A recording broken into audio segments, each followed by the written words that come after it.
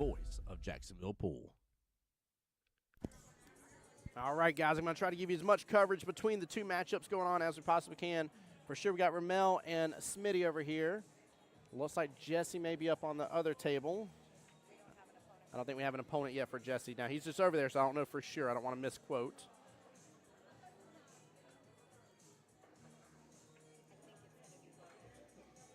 Oh, my goodness. If it's going to be Logan, it's going to be crazy.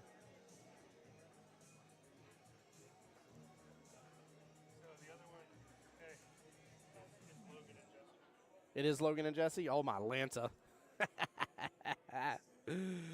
Oh, goodness gracious.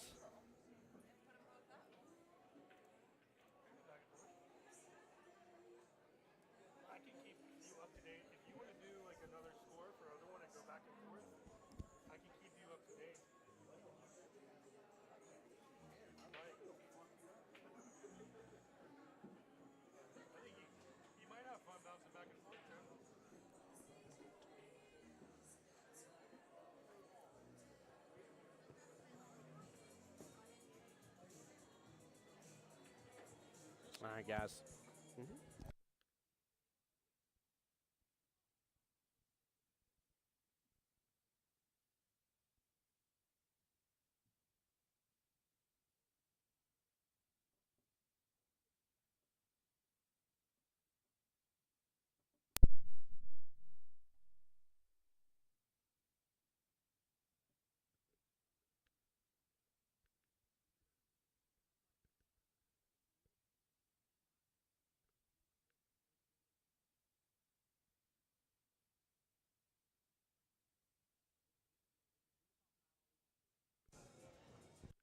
Go ahead.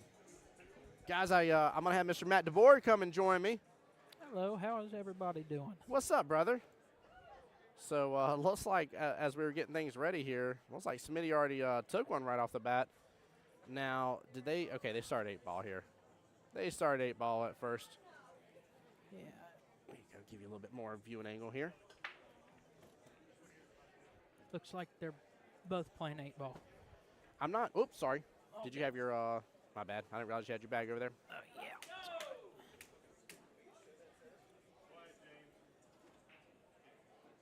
All right, let me get this away team score. Nope. Wrong one.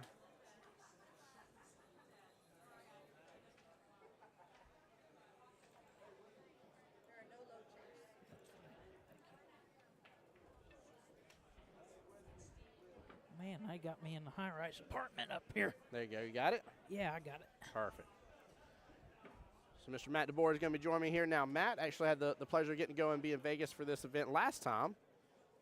How'd you like it out there, brother? How was everything? Oh, it was an absolute pleasure as always. You know, you get to play with definitely a lot of higher caliber players, and yeah, it was a good time last year.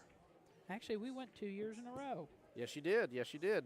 Now, I got a question for you. With this year being slightly different, granted, subject to change, guys, as always, but with this year, you know, first place getting to go to Vegas, second place getting to go to Montreal, which one would you rather go to? You still want to go and do the big competition in Vegas? I don't know. I mean, I really liked Vegas when I went out there the first Same. time because of the, you know, the big buildings and stuff. Yeah. But I'd like Montreal. I wouldn't frown upon that. Right? Yeah, I hear you. It's amazing knowing that, you know, no matter which way the cookie crumbles here, that both teams are going to end up being winners, even though they're obviously fighting for first place. But I definitely agree with you. Montreal has a special place in my heart. That's my first time ever being international. Was last year in Montreal. First time ever needing a passport in my life and all that stuff. And definitely was a treat, but I agree with you, man. I think I'm biased because I really want so badly to be in that Pool Dog Arena, and that beautiful setup they have there with how they do the finals and stuff is just glorious and gorgeous and awesome. Now, do they set it up pretty similarly to the way they have Vegas out there? Oh, you mean in Montreal? In Montreal. Yeah, so it's just rows and rows of tables, very similar concept to the way Vegas rolls here. Just it's just a larger kind of like a Southeast Challenge, a larger version of that, I would say, per se. That's the easiest way to put it in perspective. But while out there, though, they had last year they had many manias. We had special guests to show up. Florian was, of course, there as well. There was a couple others that came through. You had different vendors as well. It's like a miniature Vegas. It really is. But I told somebody, because I had somebody before tell me, they're like, I want Montreal or Vegas. And I was like, have you been to Vegas? They said no. I said, look, take it from somebody that's been to both. I said, I've been to Vegas more times than I can count now almost. I was like, I've been very blessed on that. But it's nothing against Montreal. It's different. Well, that you just have this prestige of Vegas. Bingo. I agree with you. You know, the APA's been playing out there for years. And, Yeah. And it's just a – and, you know, you want to go out there and play the big Masters. Yes. But, of course, I would personally like Montreal just because it'd be a different experience for me. There you go. But it's nice that, you know, we're taking the top 2 teams in the league, and, you know, they both honestly deserve it. Because, you know, Masters in Jacksonville areas, we got some high-caliber players up here. Yes, we do. That we do. Austin, yes, sir. This is live stream on Jacksonville APA's YouTube, and it is currently live on my YouTube as well, the voice of Jacksonville Pool for you.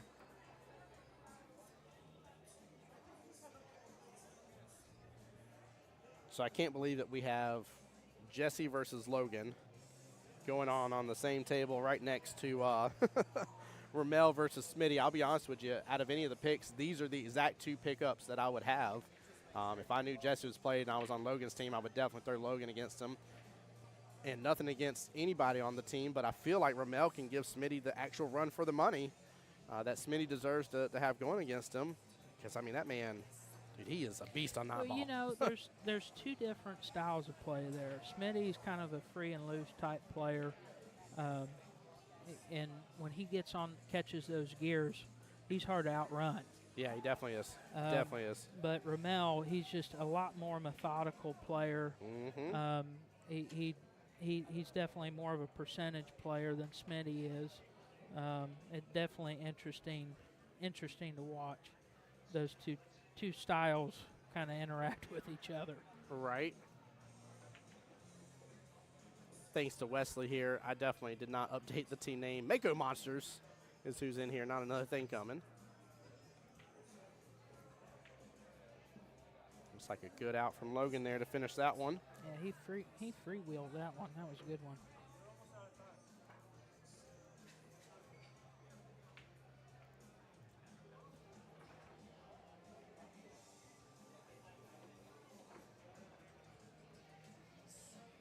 Yeah, I'm happy to see both sides chose 8-ball. I won't lie, nothing against Ramel here, but had he chosen 9-ball first against Smitty, woo, that would have been very problematic. Well, he's played Smitty tons of times. Yeah.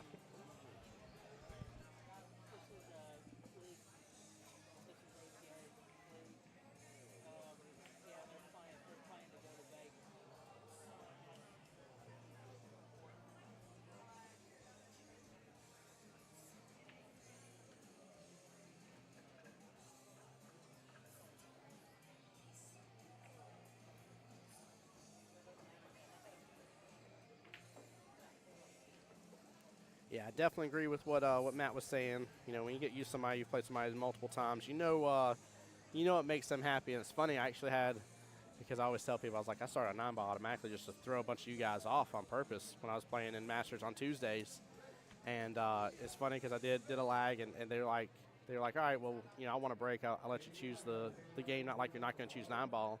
And I laughed. I said, I don't know if that was reverse psychology or not, but it worked. I'm going to choose an 8-ball.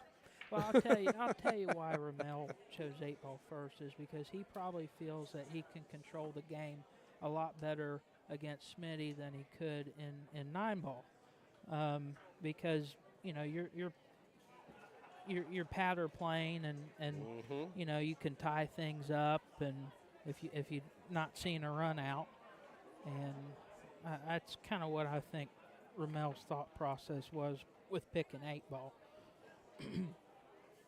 That was a good shot on the 6. That was. If you're playing Smitty, are you picking 8 or 9? If I'm playing Smitty, you know, I'm relatively new in my pool playing years and knowledge. I would pick 8-ball against Smitty. Yeah. Because he in 9-ball he's just too hard to outrun, especially when he catches that gear. Yep. Yeah, he definitely is. That's without a doubt.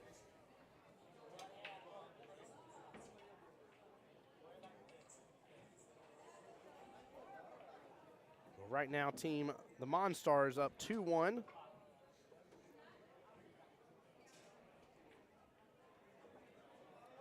Trying to see how they're doing on the other end with Logan and Jesse.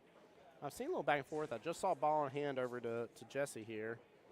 A quick little snippet back and forth, guys. We're trying to give you the coverage of both tables because I'll be honest with you here. It's a coin toss as for which one to stream for you. Yeah, they definitely put up their heavy hitters right out the gate, didn't they? Yeah, I mean, this is literally, again, if I was on either team, right, and I'm sitting there as, the Monstars, and I'm like, they threw Jesse. I'm definitely throwing Logan against them. Zero doubt in my mind. That's who I'm doing. And the same thing again in the same situation for Ramel versus Smitty. I'm making that throw happen.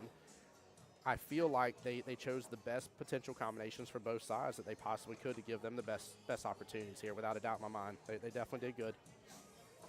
I don't think this is a pick that other people that know each of the players would look at you and be like, that's an odd throw. Why did you really?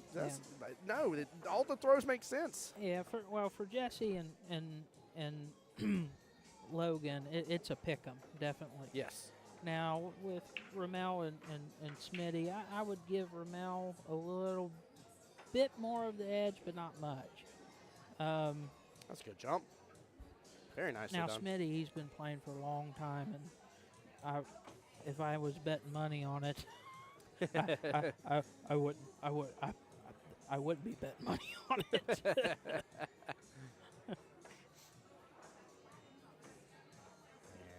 Jesse just got one. Win. That's another point for the Makos. Yep. Switch on back over. Both racking here. This is going to be a like fast Ramel finals. just won, or Smitty just won. Yep. So it's 2-1 in favor of Smitty. And then 1-1 for Jesse versus Logan. I'm just excited to see as soon as we get on the 9-ball side of it here. I think that's when the throwdown, the gauntlet happens. But no matter what, out of that, you're bare minimum hoping that you at least have the 3-2 split going into that situation. If not, obviously a higher score in your favor. But bare minimal, you got to have that 3-2 split going into the break on 9-ball. Yeah, I mean, that's what you have to be comfortable on both sides of that equation. Yep. You can't when you're that far. If you're 4-1 or 5-0 in 8-ball, it's a uphill battle from there.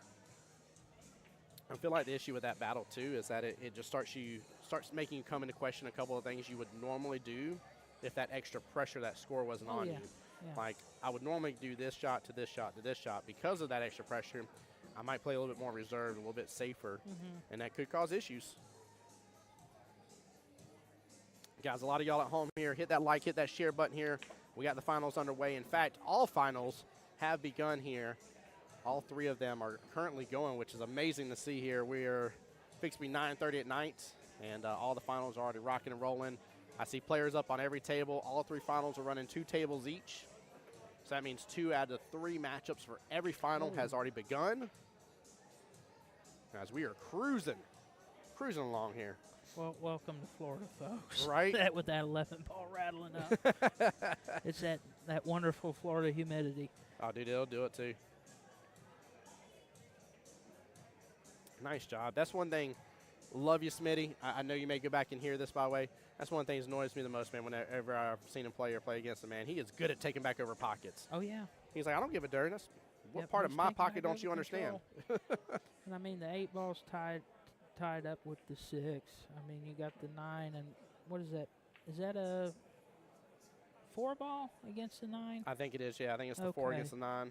Yeah, with that's the 12 off to the side of it. Yeah, so, I mean, you got a lot of traffic still with relatively few balls on the table. Oh, yeah. Mr. Will Plumstead, what's up, buddy? Welcome to the live stream. Welcome to the first live stream of 2025. Here we are with the Masters Finals here. Glad you came in.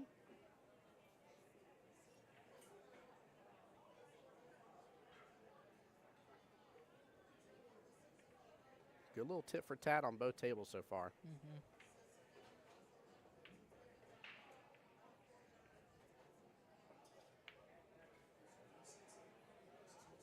He got a good roll on that one. Yeah, he did. His 8-ball's blocking. Tough shot on that pink stripe. I mean, the only thing he really has is to probably do something with that 11. And that's what he's looking at.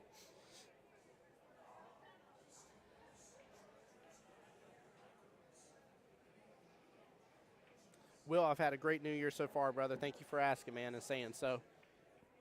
Definitely got a huge expectation this year, man, from a live streaming perspective and everything. So hopefully got a couple things in the works. We'll see what all comes to fruition here, but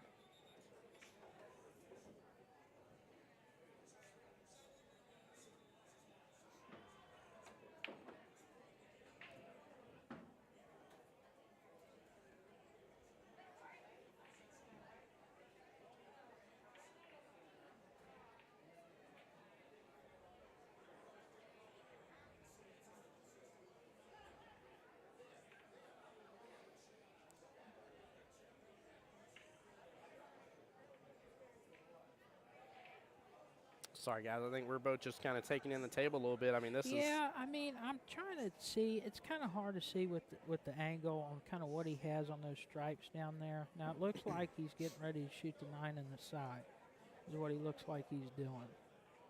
I mean, he does at least have everything kind of I mean, he clustered up there. He might draw that 11 and come back out for the 15. Oh, no, he just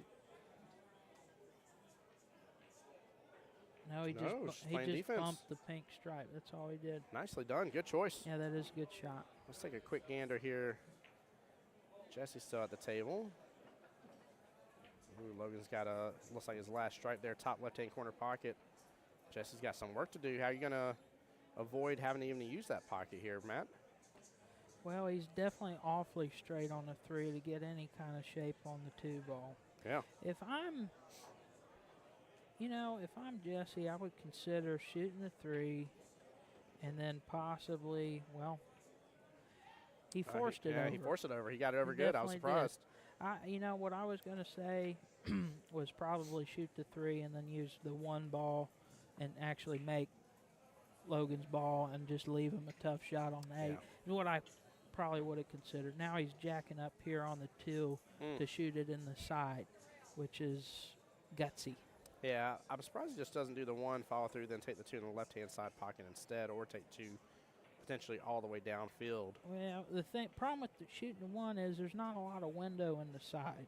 Yeah, and it's a tough shot. Yeah, he's just trying to shoot the 2 in the side, draw back up to the short rail, and then come back out for the 1 in that other corner. Yep, just like that. What a shot, too. Yeah. Well played, Jesse. Well played. Yeah. Now he's going to put a little bit of top right on it and come back down for the 8 in the bottom left-hand corner pocket. Bottom left, yeah. There we go. And he took 2 rails on it. I mean, I could have done 1 rail with it, but he is a little short. And the problem with these tables is sometimes Shoot, we got them both shooting at the 8. Oh, yeah, they are, aren't they? Ramel just got his. Jesse just got his. Yep, they both.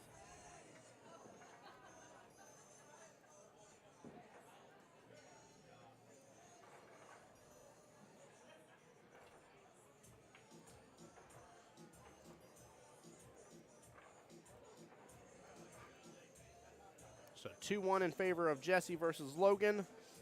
Even 2-2 in favor of both Ramel and Smitty against each other here. John Hummel asking the key question of the day here. The correct answer to that is Tim Jones. What's up, buddy? How you doing, sir? Welcome to the live stream. So last rack of 8-ball here for Ramel's table. And then we are going into rack number 4 out of 5 for 8-ball on Logan versus Jesse here. Guys, I hope y'all are kind of enjoying the back and forth a little bit. I know it can get a little confusing from time to time, but we do not want you guys to miss out on this. How close that 8-ball get that side pocket? Oh, my Lanza. That would have been a great way to go into the 9-ball rack. Did you see that cue ball in the jaw? I don't know if I got it in time. Let's see if I Yeah, I got it just in time. Look at this replay, Yeah, guys. the cue ball went right in the jaw, and he almost. And he almost made the went 8. inside. So, Got guys, bumped by 11. the reason Matt's bringing this up, for those that do not know, an 8 on the break equals a win. However, you scratch with that 8 on the break, and that is an immediate loss of game. So the reverse holds true here. And that would have been a horrible way to go in 9 ball, giving up that rack and letting Smitty be the one to break. And guys, I'm trying to do my best to keep up with the overall team scores here as well. I think I got it right this moment, 3-4 in favor of Mako Monsters. So do bear with me, though. I'm betting he's going to bank this 11. I think you're right. Hey, miss you as well, John Hummel. Hope you and the well, soon-to-be wifey, hope y'all are doing well, brother. Same name with the girls, man. Send my love. Sorry, guys. Camera's jumping a little bit here. Yeah, she almost got that 11 up there.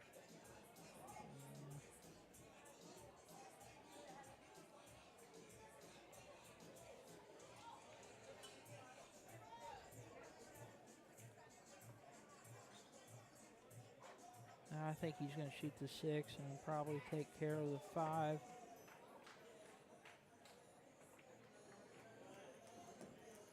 Yeah, definitely want to get the 5 sooner than later.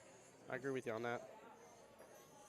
Questions too about that 7 to an extent, but I think he's going to be able to get back below for the 7. That's his key ball. Yeah. That's the ball that he wants to have before his shot on the 8. Now it's the question is, what are you doing to get to that? Right. No, see, he drew that. I thought he was going to roll forward a little bit and shoot the 2 towards the same corner as where the 3's sitting. But yet again, that angle that we have, I can't really tell if the 2 would go by it. That's right, John. Wedding next Saturday, brother. Wishing you all the best, man. 1 week away. That man liked it and put a ring on it.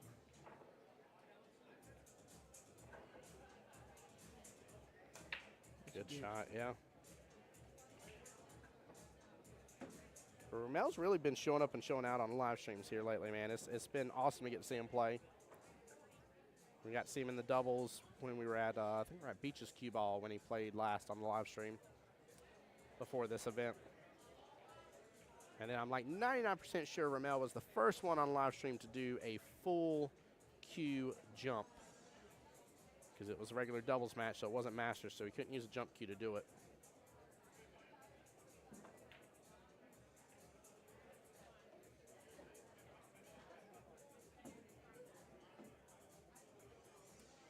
Now he's going to shoot the 7, but yeah, 7, then the 4, then the 8 in the right-hand side pocket. yeah, I mean, he can just roll it forward a little bit and shoot the shoot the 4 in the back corner. It looks like he's going to try to do something fancy here. Oh, okay. I thought it was going to bump that stripe. I thought the so cue too. Ball.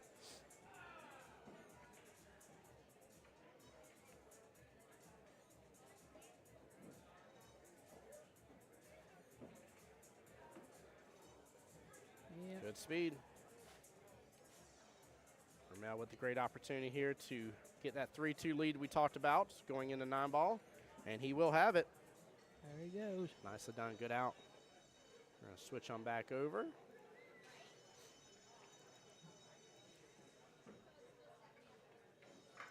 Makes overall team score 4-4.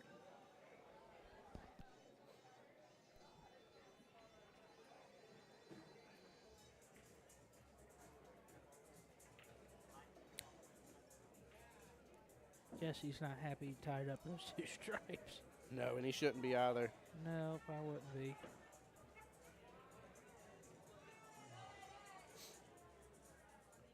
Luckily, though, looks like, I don't want to say he has Logan in predicament, but he's at least got Logan thinking about it for a moment. Well, he's thinking about that 5 ball. What am I going to do with that? Yeah.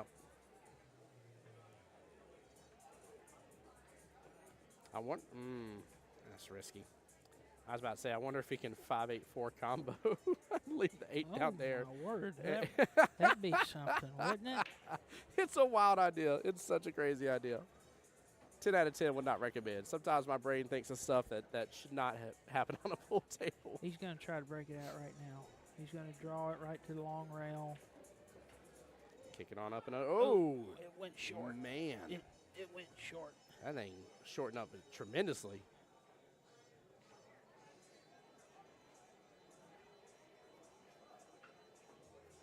So now his problem is he doesn't have anything to break it out. Nope. Unless he can manufacture something. You never know. Sometimes you can mix it on up. Yeah, he'll probably. I'm going to say there's, well, ooh. Uh-oh. Can't manufacture that. Let's check back in since we swapped over the 9-ball here for Ramel versus Smitty. And just like that, they've spent not much time here. 2 balls already down. And it looks like an early 2-9 combo is here. I mean, you almost might as well swing for it regardless because you're going to try to set yourself up for the 3 anyways. Oh, no, Ramel doesn't agree. He went for the cut. Man, he would have been brilliant on that 3-ball. I want to check in real fast, see. Woo! All right, that cluster just got worse. We disappear for a second, and is that the, the 5 and the 13 together up against the 8? Yep, that's what that is. What's even funnier about it, Matt? 5 plus 8 equals 13. Oh yeah, well, I'm a product of Common Core math. Oh no! Oh, that was a good. Look at draw that! shot. Look at that! Well,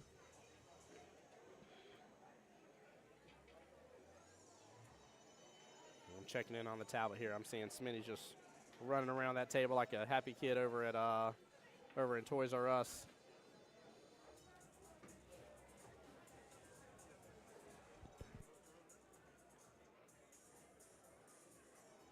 Yeah, let's check in real fast.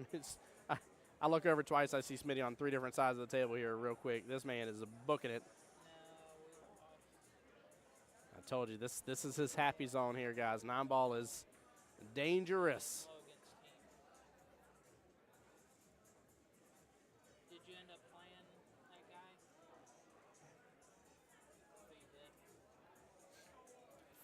guy? 4-5 overall team score. 3-3 for Smitty versus Ramel. Nice tied up. 2-1 in favor of Jesse right now against Logan Lane. And our rack number 4 here out of 5 racks of 8-ball that they'll play. And I say we're probably T-minus about 40 minutes probably away, 40, 45 minutes or so away at most from crowning us our wonderful APA Masters Division qualifier champions here.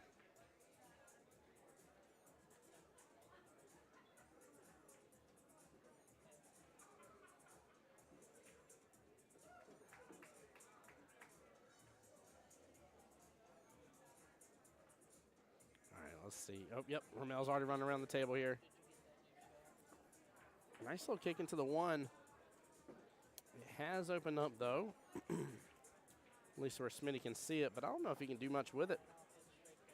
No, he's looking to see if the 1-9 combo goes. I will say Smitty, I've seen him land quite a few early 9s, and he loves doing it.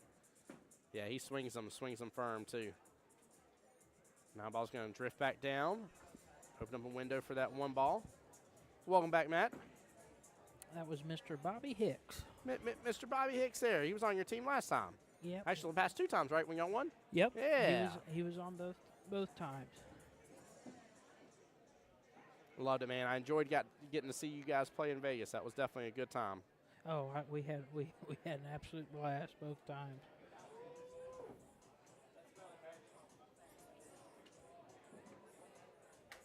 Yeah, I'm hoping this time around, you know, as much as I definitely want to follow some teams around and get some streams in. I told Mike Kelly, I was like, I desperately want to be able to sign up for at least a couple mini manias while I'm there. Like, I want to play a couple. Yeah, it's definitely fun. You get to meet people all around the country. Yes. I saw a lot of people from Kentucky, Ohio that I knew. There we go. And some of them I didn't even know they were pool players. But I didn't start playing pool till I moved to Jacksonville. Hold on here. Okay. Yeah. So Logan Good just out by won. Logan. Nicely Are done. they going to 9 ball now? Nope. It is 2-2 right now, so Oh, they it's got 2-2. one They more got one rack. more. That will tie it right back up. 5-5 overall. Not too surprised in the scores in the least bit. Like I said, I think both teams really picked the best opposites with each other here that they could have, the best people to go up against each other here. Smitty going a little opposite-handed there. He loves doing that little switch up from time to time. I told him he stole it from me. He laughs. He's like, I've been doing it since before you were born. Ooh. He's in a little bit of a predicament here for the 7. Yeah, it's cut. He'll probably get down and fire it right in. Nope, he played it safe. Sit. Ooh, it leaked out a little bit.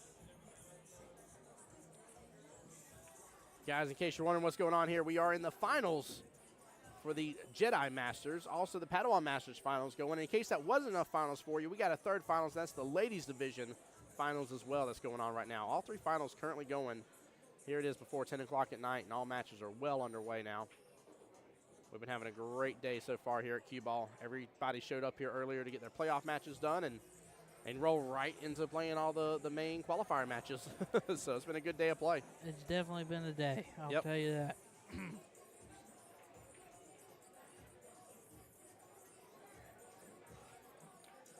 Yeah, I see some very interesting matchups I going definitely on. like the new layout here at Q Ball. Oh man, I love it. I absolutely love it. I was so stoked and thankful the moment they got rid of the smoke room and Yeah. really opened the place up, and you can see the entire pool hall from one end to the other. And I don't remember who said it because I'm stealing it from somebody, but it went from being a bar to a pool hall overnight the moment that changed here. Now, to me, it's always felt like a pool hall, but somebody said that, and I'm like, I was like, that's a great way to kind of describe it to somebody that doesn't know that may have not been here when the smoke room was there. Oh, absolutely. I mean, it's a lot more. I mean, even for league play, you have a lot more areas to sit and kind of watch your teams, and Yes. you feel like you're not sitting right on top of everybody. I agree. Between that and the additional tables, and I actually love this arena setup now with it having what I call the dueling tables. I, for a short while there, wanted to one day open my own pool hall, and my idea was to have dueling. What a shot! Wow. One of my ideas was to have what I call dueling tables, so I would have a wall that would be able to kind of fold up or something and unseparate the two, but if they need to be separated because there were 2 different matchups, they could be separated as well. But that way the tables were close to each other, and then you had a wall that opened and closed to allow you to see access of all of it. Oh, kind of like one of those roll dividers. Kind of, yeah. Yeah, way fancier than that, but you get, I mean, that's the gist of it, right? Mm-hmm. 6-5 right now overall in favor of Mako Monster. Smitty up 4-3. They're knee-deep in 9 ball now. Last rack of 8 here. Yeah, I mean, that's the biggest problem with pool rooms is just the space. Yes. How to utilize the space. And that's why most everybody now, when they open new pool rooms, they're going to the 7-footers. Yeah. Back in the day, it was all 9-footers. Yep. And definitely your 9-footers are definitely going away. I think the 8-foot table is the perfect for. It's a lot easier to go from an 8-foot table to a 9-foot table than it is from a 7 to a 9-foot table. Yeah, 100%. And vice Step versa. up. Yep. It's hard to go from a 9-foot table to a 7-foot table. Yeah, you feel like a giant. Yeah. Well, yeah, and you're Overhit over-rolling things. balls. Yep. And, oh, my gosh. Yeah, if you're like, I can't draw that far to save my life, but on the 7-foot table, it Yeah. looks like I'm the best draw shot in the world. And you can also play pretty similar saves on an 8-foot table that you would on a 9 Yes. versus a 7-foot table. 7-foot table, you got to play a little bit more out there. Yep. Because, they can kick and make balls just as easy as anybody. That they can. 3-2 in favor of Mako here, and Jesse brings them up to 7 here. Switching on back over. So they Logan and Jesse's matchup will move on to 9-ball now. 5 racks of 8 have been accomplished.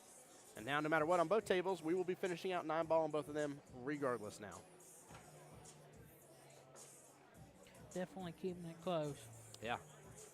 It's awesome to see. It really, I mean, this is playing out exactly how I thought it would. Like, I really thought it was going to continue to be close.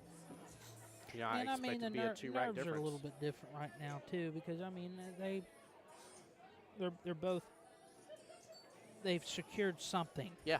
They both secured something big. So now we're just playing. Now we're just playing a set. Yeah, it's not like there was a tournament I did before where, like, first place was like a $1,200 or $1,300 purse, and second place, don't ask me the why, but second place was on like a $300 purse. Where was that? I'm trying to remember which one it was. It was a well, while ago. You did a few in Georgia, didn't you? Mm-hmm. Up near Atlanta. Yes, yeah, I did some at Bulldogs. Yeah, that was. Had a good time there. What was the older gentleman's name that was real famous? Kim Davenport or Tommy Kennedy? Kim Davenport. Kim Davenport, yes. Oh, I know Tom Kennedy. Yeah, Tommy's up there a lot too. Kim is. Florida legend. Yep. Dude, it was such a pleasure. I actually had Kim on the live stream doing commentary. Oh, you did? Yeah, that was. You want to talk about a pleasure? And what was great is my buddy Raleigh. He was like, Tim. He's like, Kim's going to be up there. I'm like, Kim? I was like, okay. He's like, you don't know who Kim is. I was like, I'm going to be honest with you, not even lie. I don't. He was like, Kim Davenport. He's like, just trust me. If you can get him on the live stream, get him on there.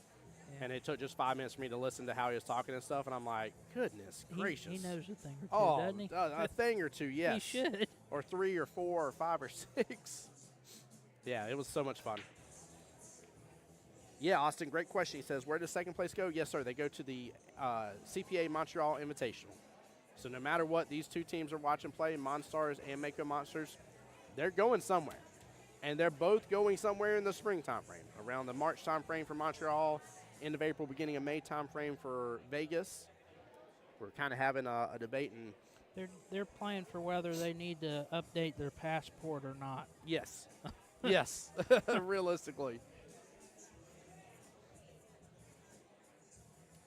Yeah, we were talking about that earlier, Austin, is that I'm just, again, Montreal will always hold a near and dear place in my heart, don't get me wrong. But, man, when you walk in Vegas and you see the amount of pool tables, and it's just awe-inspiring, to say the least. Now, along with mathematically challenged, I might also be geographically challenged. That's on the western side of Canada? No, Montreal's right above New York. It's on the East Coast. I was led wrong when we were talking about that earlier. I was like, I thought it was on the eastern side. But it is. Definitely is.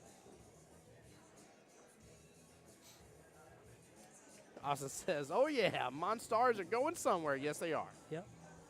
That is true. It's just a matter of which event we get to see these two teams play in. I mean, that's really. And, guys, if you had to pick, I'd love to know Stream's opinion here. Would you rather see Mako Monsters representing us in Vegas and Monstars representing us in Montreal, or vice versa? Which one do you think you'd like to see at which main event? It's going to be amazing. It's going to be a great time. As long as everything goes according to plan, get ready for the live streams to be happening. I'll be chasing the teams around again. Now, while I'm up in Canada, we are up there streaming on behalf of CPA for the Montreal Invitational. So I don't want to mislead you and make you think that I'm only streaming Jacksonville teams. It will be a multitude of teams while we're there. And hopefully we get to have Florian and a couple of the others on the live stream again as well, and actually doing some French commentary. That was definitely a huge blessing last year. A lot of fun. That's right. He is from France, isn't he? Yes, sir. That's what I thought. He is. We actually had an interesting situation last year. Have you ever asked him how many times he has to refill his table? I'm scared to ask that question because I feel like that I may always be wanted to know. That may be a sore subject because I see all the videos like as many Massey dings. Oh my gosh, the APA just posted another video, or he did on his page, but he had Joey Gray out there, and him and Joey Gray were doing like some trick shot back and forth to see kind of like playing like the game of horse. I like the reels that they do with the where they're playing the games. Yep, it's so good. It is so good. But he's a great three-cushion player, too. I've never seen him play three-cushion, but that doesn't surprise me, though. There's a few streams on it, and I think he was playing a guy by the name of Raymond Kuhlmans, who's an old, I think he's a Spanish player. Mako should be up to 8.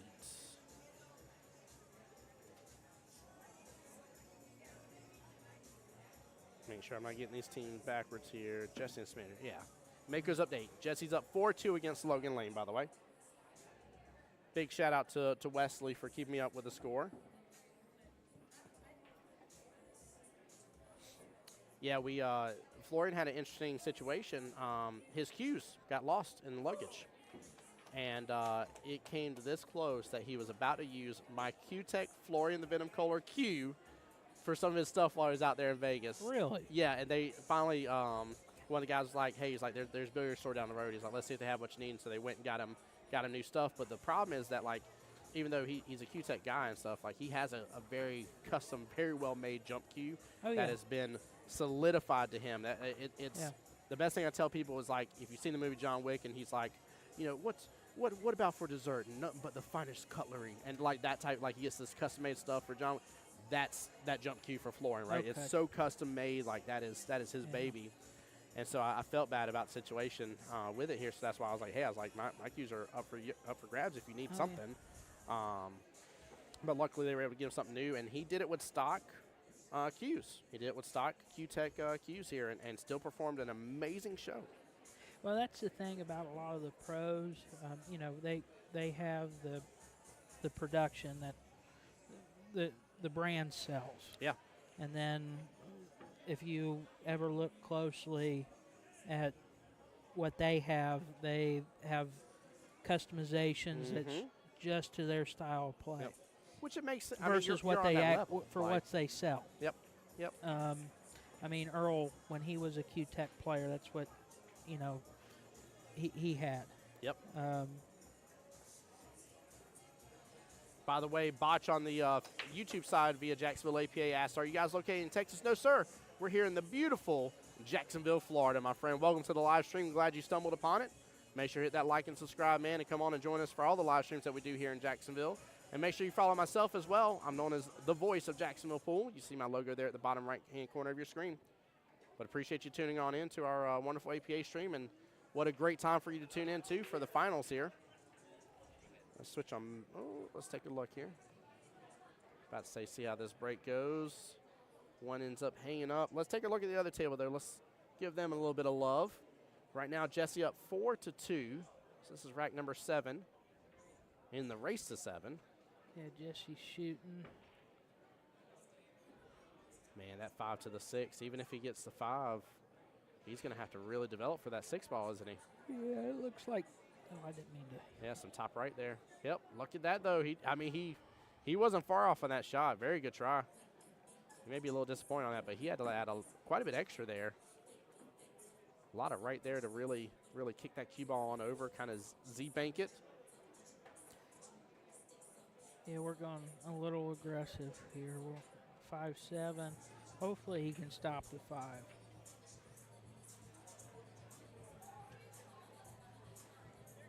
Okay, well, he's going to go to roll forward to the side rail and, yep, come right back out. Beautiful shot. He got a little straight on this. Yeah, he just had to take his medicine and roll forward. Yep. If he had some angle, he could have shot the 8 in the same corner. Now he's just got to roll it and take his medicine again. Yeah, and I'm actually, hit rail a little early.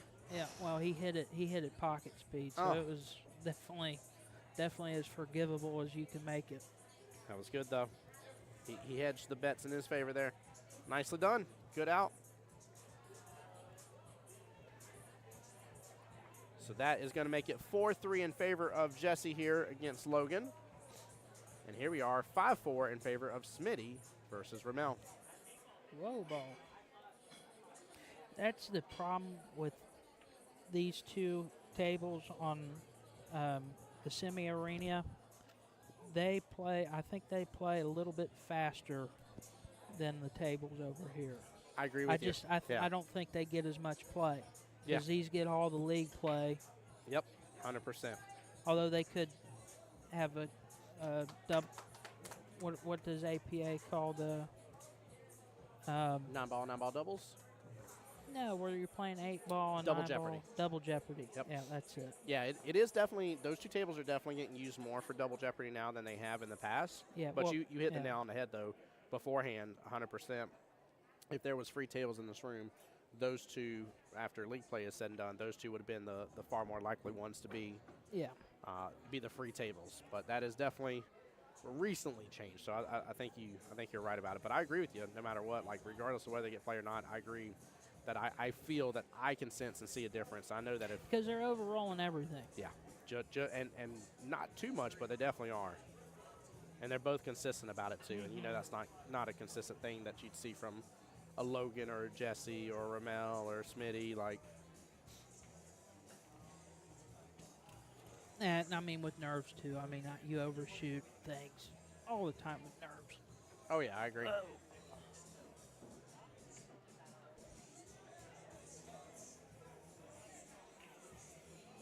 Yeah, the nerves got to be something too, especially if if you're favoring one over the other, right? So maybe your team has already talked a little bit, and you're like, hey, like, none against Montreal, I want to go to Vegas. That Hey, one none right against there, Vegas. he just overspun that. He overspun it, yeah. It's not common for them, right?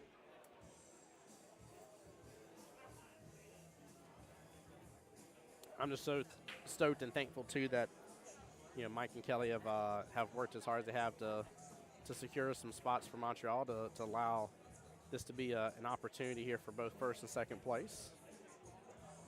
And I'll tell you what I'm really stoked about this year, Matt, and I'm super stoked to see how and what all is going to happen here in the Jacksonville Invitational. That is the event of the year that I cannot wait here from a local standpoint. Very, very excited to see what all ends up happening with that and how it goes and just the amount of people that are going to be involved with it. Now, where are they going to have the Jacksonville Invitational? I don't know which pool hall. I don't know if that has been deemed yet.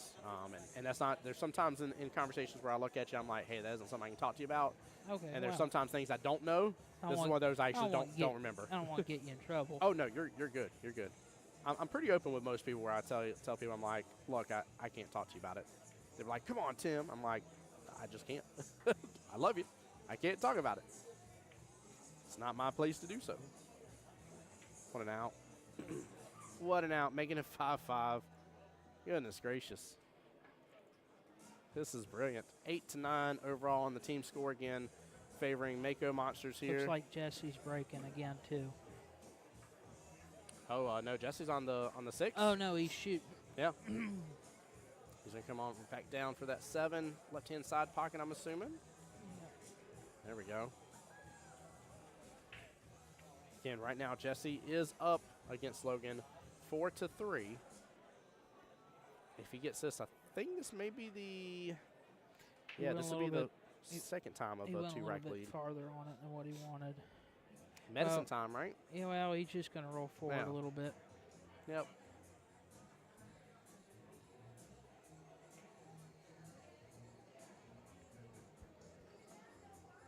Yep.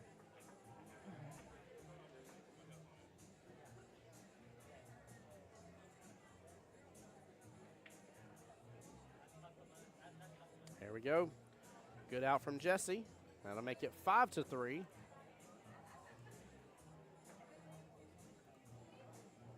Were you down at the U.S. Amateur at all? No, unfortunately, I did not get to have a chance to go to that. I was very sad. I got to do, of course, live streams here, but I didn't get to do the USAM. So Okay. I was a little sad by that, though. What about you, though? You got a question about it, or? Oh, no, I didn't have a question about it.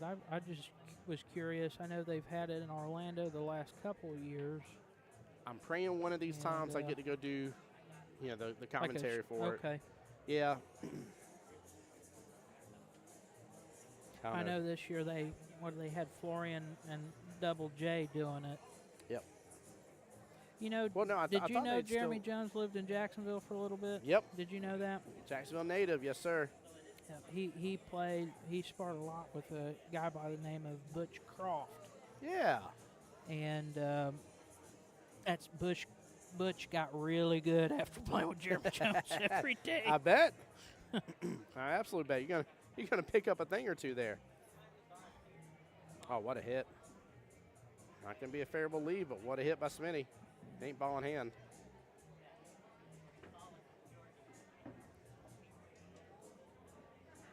Chat, definitely show these teams love and support. Let me know who you're rooting on.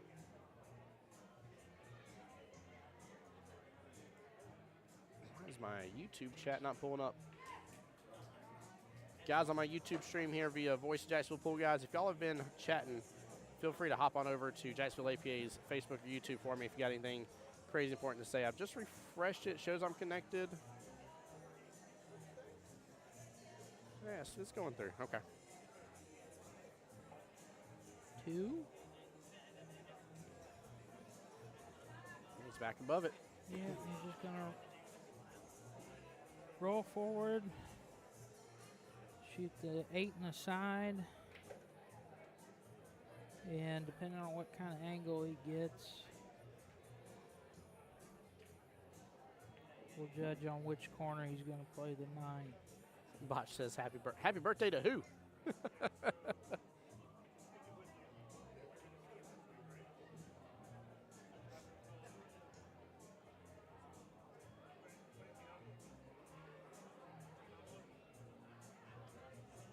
Okay, he's just going to roll forward and play it in the right corner.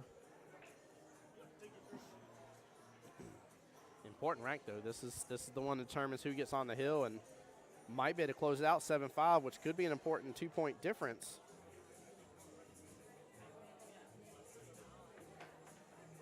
Oh no, he might be a little bit too straight on it. That's why he might be contemplating it. Yeah, forward and then right back Roll, out. roll. There you go. That'll work. Okay. We- I thought he might have rolled past the side, but it just the angle I couldn't really tell. What it out.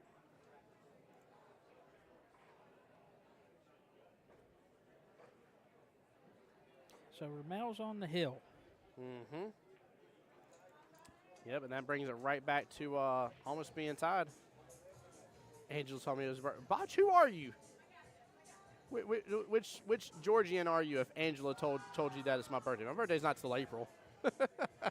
Now, it's my daughter Luna's birthday on Wednesday. Luna turns 6 on Wednesday. 4 days away. 4 days away from having a 6-year-old. It's wild. Happy birthday to her. Yeah, thank you. Time flies, doesn't it? Dude, it's looking back at photos already, man, it's ridiculous. Time is a thief, man. Oh, man, that was not any love from that 8 ball. No, it was not. 8 ball was like, let's make this a little interesting here. He's probably just going to push out. Yeah. He'll probably push. I'm not really sure where he'll push. Actually, I'd push right where Smitty can go after that 1 ball. I don't think Smitty has the run out. I'm going to let him clear that table, too. That might be a major mistake, but we'll see. I know Ramel ain't thinking the same way I am, though. He may push to that top right corner right there. Yeah. He loved your idea so much, he decided to switch up and go top left there, Matt. Well, he went to the other corner. The principle's the same. Just a long, tough shot where he can see it.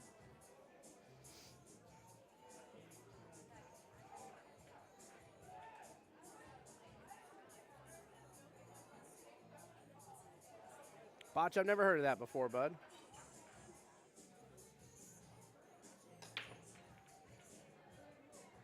But which Angela do you know then? Justin on the YouTube side said, did you say Ramel? No, I never said Ramel as a 4. He might have been at 4 points, but. That's a sporty 4. Yeah. Yeah, no, Ramel is what we call here in Jacksonville the Super 7s, which means they are a skill level 9 and 9 ball and a skill level 7 and 8 ball. But no, definitely never said Ramel was a skill level 4. Again, like I said, 4 points maybe, not a skill level 4 though. I don't even think one-handed with like a broken knee could Ramel still play as a 4. I wouldn't play him one-handed. Yeah, yeah. Like I still think he'd one up everybody. And the wild thing is, I'm pretty sure he would still one-handed do a jump shot against you too, just for the win. Like He's that wild of a player. Like, he's really, really strong.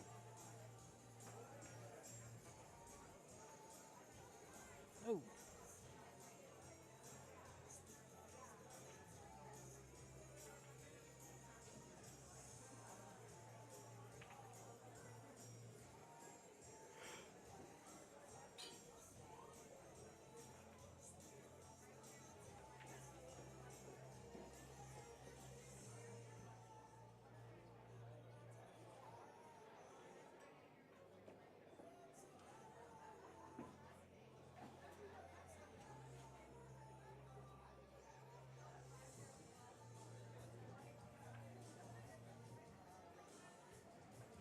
Looks like he's going to play the.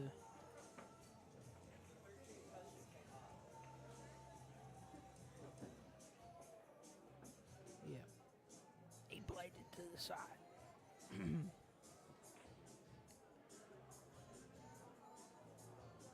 Smitty's probably going to play safe again.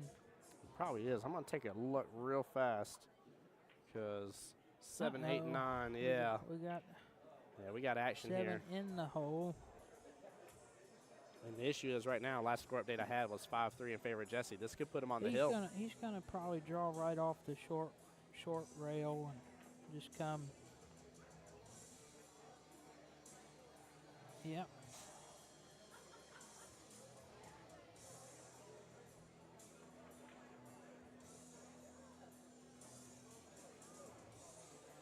Oh, he looks like he's gonna play it too. Well, no, he played it one rail. No, he hit into it a little too much. He's got a pretty severe cut here. Hey, he does.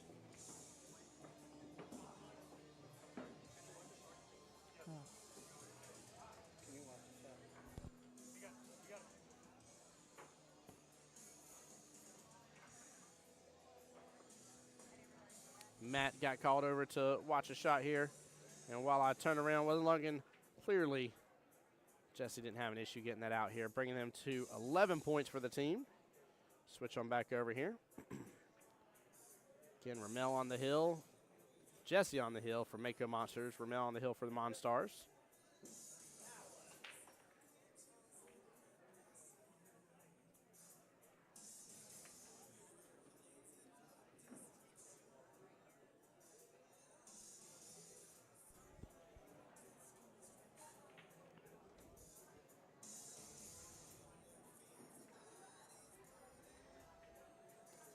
Botch, I'm really confused. You just said you see me play in Vegas, and you said that shot SVB made on the 8 was so lucky that I should have won.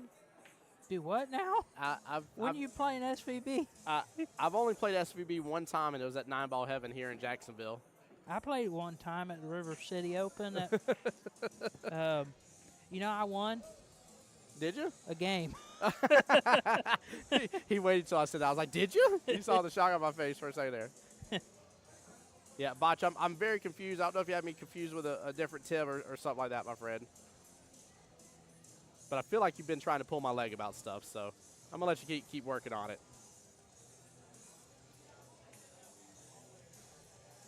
Going to roll forward, shoot it right in the side. Yeah, this should spell over for Mel's matchup against Smitty. And he's drawing. Ooh. Got a little close to almost clipping it. Yeah.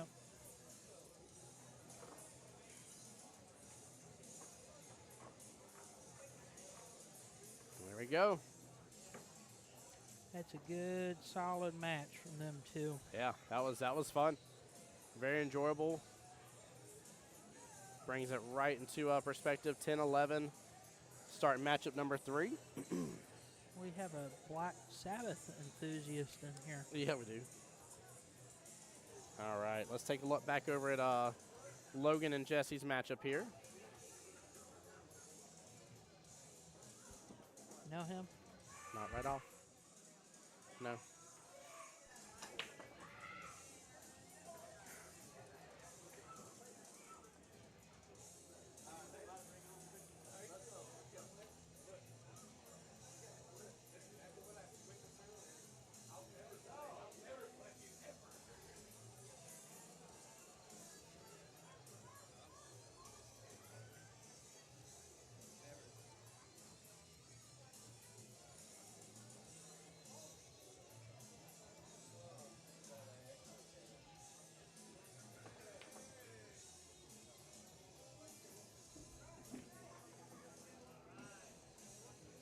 Oh my gosh, that was a good carom shot.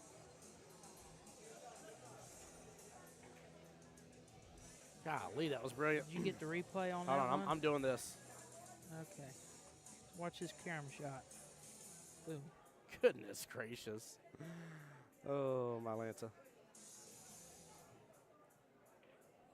That's just one of them ones you got to try. Right? Yeah, you got to go swinging Right. for it. Yeah. Botch says Tim Bob is just wrong. Tim, no, that's me. When did you ever see me play SVB in Vegas?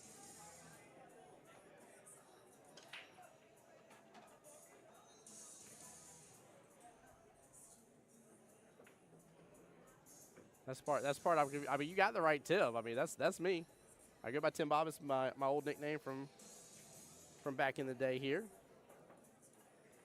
Ooh, seems like Ron is up. I don't know who he's up against, but I think I see Justin the J Money Lamont getting his cue on or getting his glove on. It is. It's Lamont and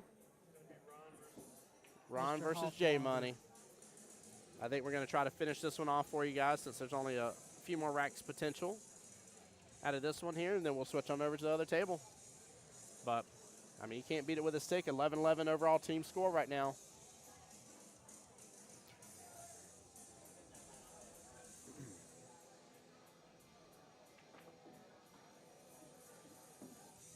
Yeah, he was going for it again. I was just getting ready to say it looks like. Let's go. That was phenomenal. Oh, my goodness gracious. And he got the roll out of it, too. Lo was about to make Jesse so mad on that one. I was going to laugh. Like, you can't not swing at that, though. I was going to say, he can't be jumping that. The 6 is way too close to jump it.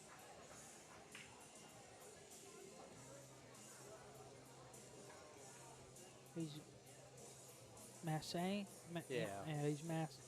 He's using a bridge, too. This is interesting. Yeah. He tried Wow, to he tried to jump it, yeah. Jump it with his bridge.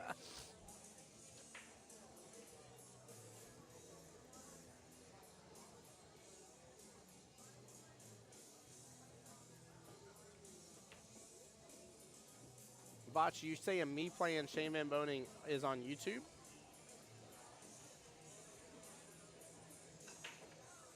I might be crazy. Maybe I'm just not remembering something.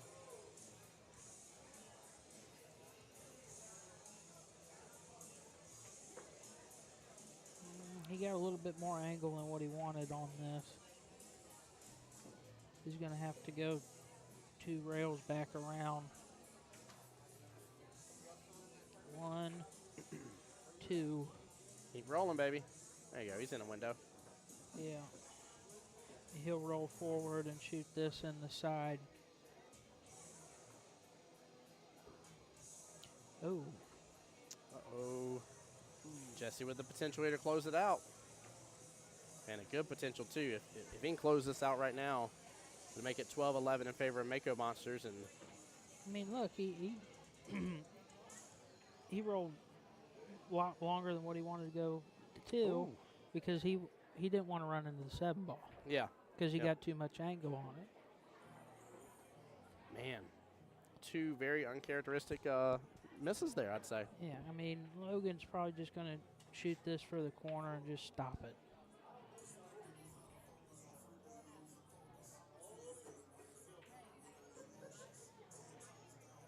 No, he drew it. He's going to play for the 8 in the side.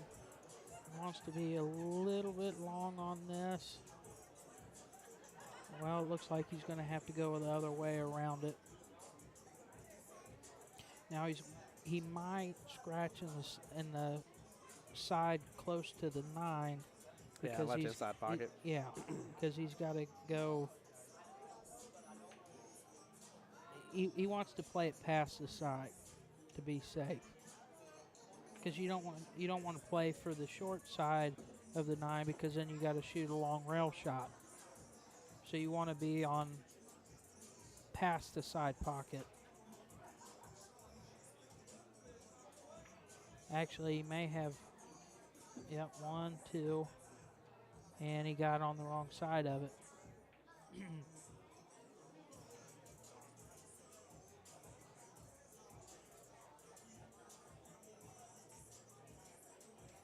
He might try to bank it in the corner. Oh no, he went for the side. I didn't think he had enough angle.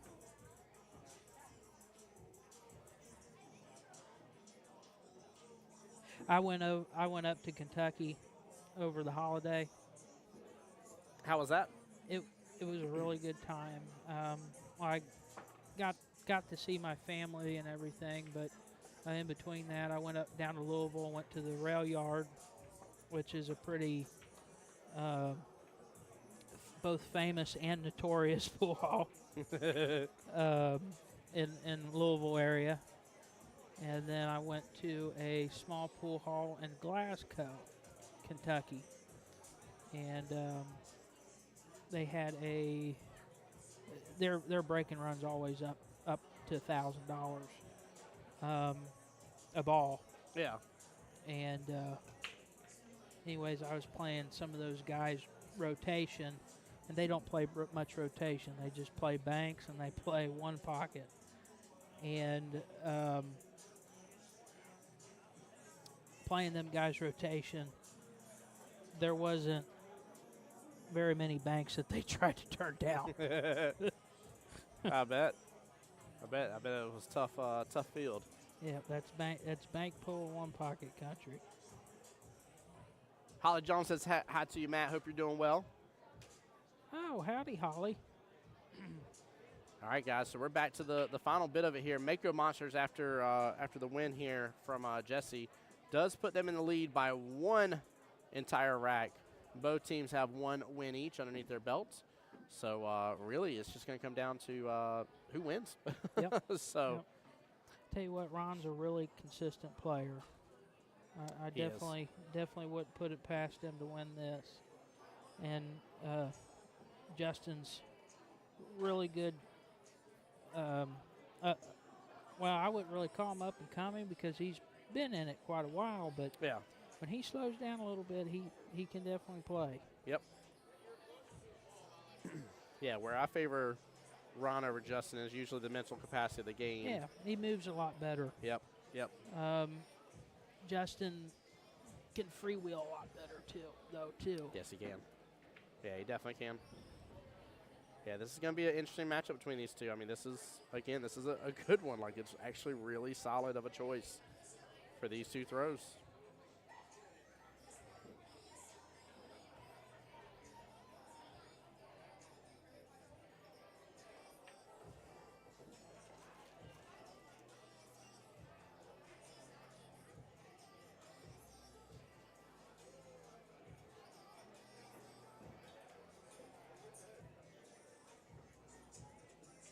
I wonder how straight. It looks like he's got a little angle on this. Yeah, just a little bit. Yeah, he was looking at the 9 and the side. Now it's tough. That's tough to get shape on the 8. He may just try to stop it and then roll the 8 in the corner. Actually, I doubt he'd go for it. I mean, you can't really draw back to the side rail to shoot the 8 a little bit straighter because, you have that 6-3 right there. He could actually bring that 9 all the way down. Oh, he's going forward. He went to the other side of it. Look at that. What a shot. Goodness gracious, what shape. Now, the 8 must not be frozen on the rail because if the 8 was frozen by the rail, I don't think he would have shot it like that. Yeah. Because that's a tough shot, shooting a ball frozen on the rail past the side pocket.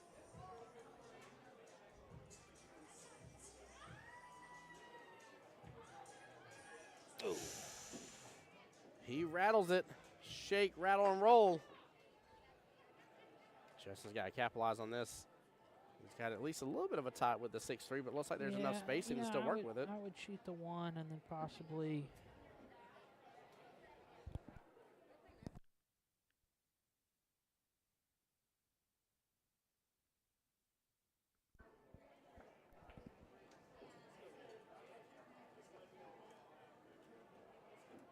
Yeah, now he's going to shoot the 3, then the 7.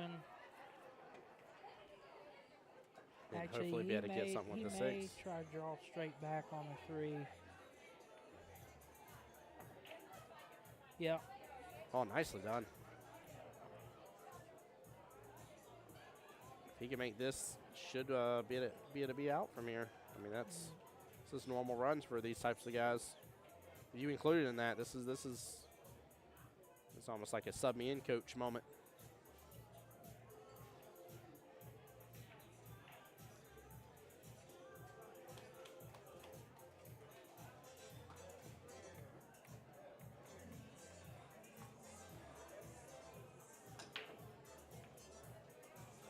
Justin strikes blood first in the water against Ron. 1-0 here, 1 rack of 8 ball down, 4 more racks of 8 ball to go. And this is the final matchup of the Jedi Masters Championship Qualifier. That's a good match.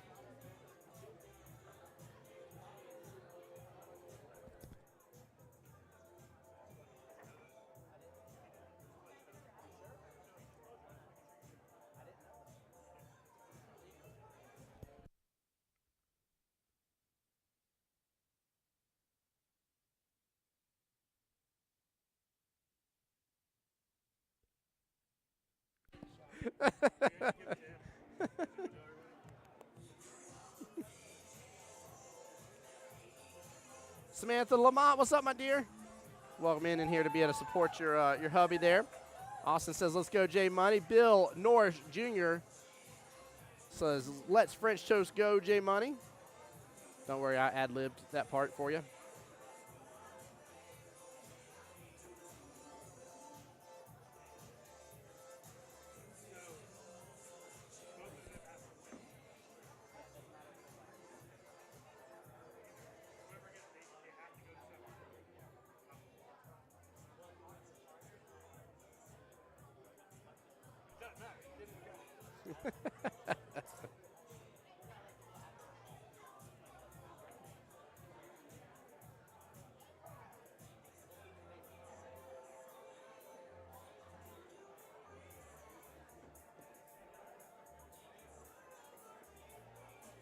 Bill said, much appreciated for the language cleanup on aisle 5. Brother, I got you, man. Don't you worry. Don't you worry. I'm a dad here, man. I got all sorts of different ways to say inappropriate things here. He said LFG J Money. Oh. It definitely doesn't mean let's French toast go. That's for sure. Oh, I missed that. I missed that part. Oh, that was the French toast thing you were saying. Mm-hmm. Okay. Parlez-vous?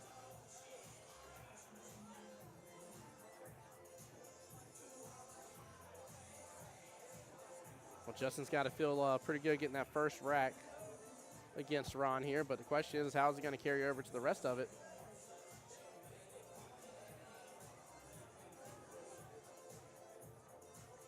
Ooh. Top right getting him on the rattle. Yeah, I think he stood up a little bit on that, too. He definitely wasn't confident with it. I'm trying to look at what's the real issue here. I guess just maybe that top right pocket being tied up some. Yeah. And now the 1-2 to an extent. Yeah, Ron's definitely doesn't have very many options right now. Yeah.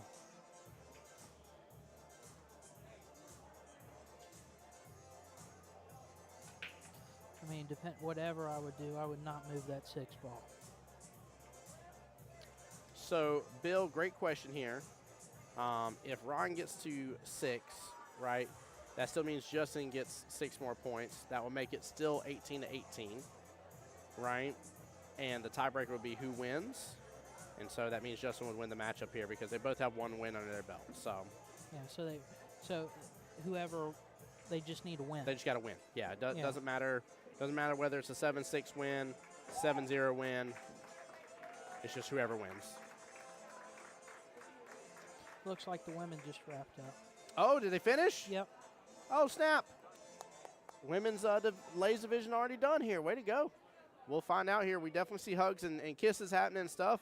I mean, keep in mind, again, Ladies Divisions is the same as Jedi Masters here, where the winner goes on to Vegas, the loser still goes on to Montreal. So no matter what, it's a win-win situation. But we're talking the prestige here as for which of the women's team won.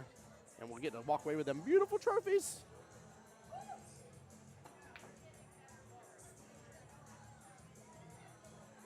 Well, I'll wait to see before I give a wrong announcement here, but we'll wait for the score sheets to come up. And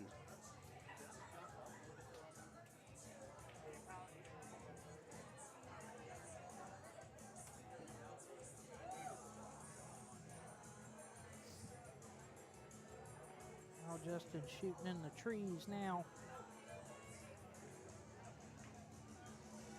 yeah, he is. Little cluster up there. Nice thing is, whenever there's a cluster on both sides, you know, it means that one ain't running out over the other usually, but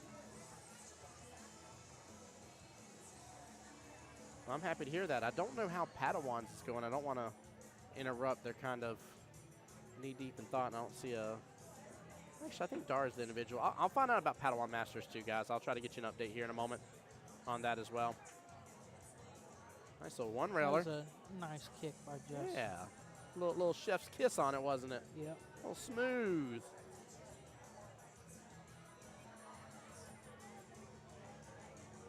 According to his wife, Samantha Lamont, he is a smooth criminal. I've been told that, so we'll see if Samantha Lamont can confirm or deny it.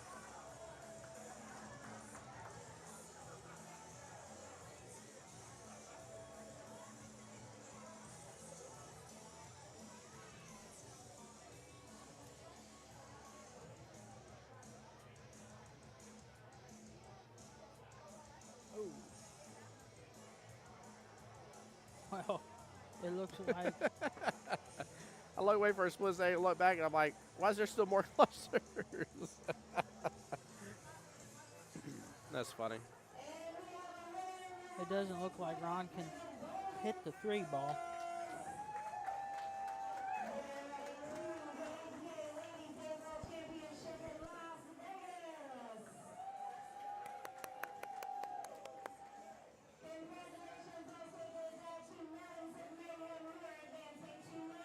So the Golden Girls are the official winners.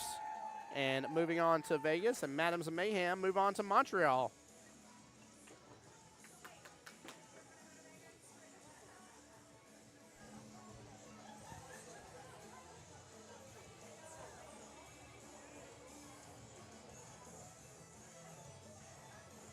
Well, it looks like Ron can't hit that 3 ball. I mean, I'm assuming maybe he's just going to try to take over the pocket, though. I don't think he has a way to make it go clean. He can't follow. Yeah. Yeah. So now he just leaves Justin a long shot on either the 9 or the, what is that, the 13? Yeah. Well, guys, I think with the ladies already being done here and with how far along we are in the Jedi Masters, I got to find out about the Padawan, but I'm fairly certain we're going to be probably wrapping everything up in 30 minutes or less. They're getting close. Yeah. They got to be getting deep in the races here. Let me see if I can find out.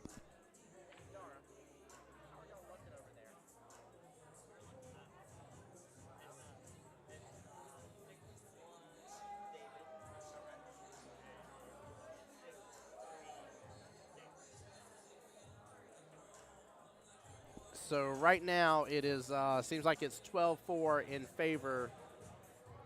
Oh, hold on here. Let me not pull up the wrong team name here. In favor of Team Watch This.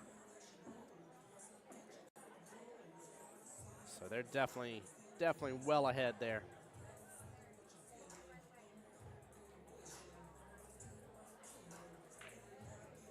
Oh, you want the rosters of the ladies here? Give me 1 second. I'll get you them rosters. One moment here. Let me load up my APA app here.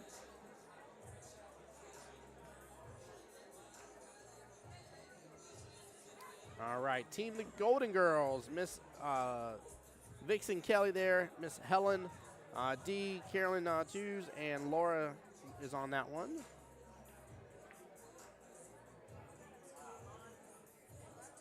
And on the Madams of Mayhem is Miss Mary Turner's team with Kat Williams, her daughter Clarissa there, Connie Lee, and Alicia Ruse.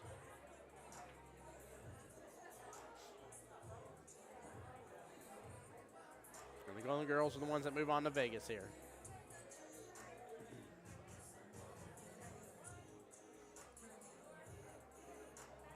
Not a whole lot Justin can do here.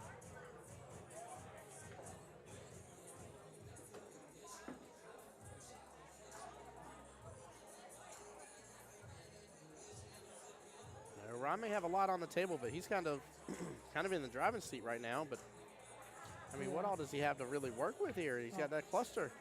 Justin did what he was trying to accomplish, which was to leave him on that short rail. Yeah. And just leave him a long, tough shot on whatever he had. I like the choice. I mean, I really do. Well, it looks like he can see the 3, so he's going to play that to probably get shape on the 6 and try to break them out. And he got way past it. Oh, man. So now he's got to, he's probably going to shoot the 5 ball. Yeah, 5 ball developed that 4-6 situation a little bit in the process. Yeah, well, I don't know if he wants to. No, he doesn't want to bump that. He doesn't want to bump that 4. He's afraid he'll make it worse. I don't blame him. I mean, there's at least a little breathing room between them. Kind of take it where it is. Ooh. Yeah, he was.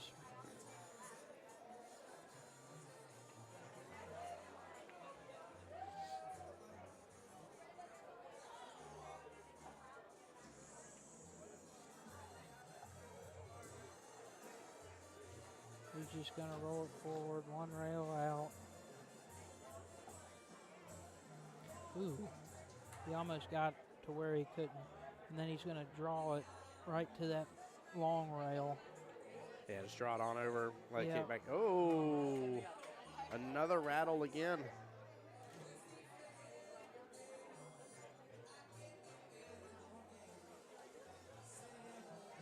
I see Lay's getting their trophies on.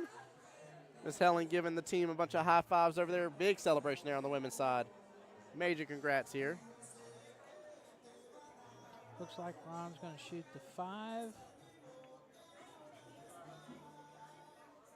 Ron is definitely lucky to have another shot on this table here. Justin should be up 2-0 right now. I'll be shooting the 4.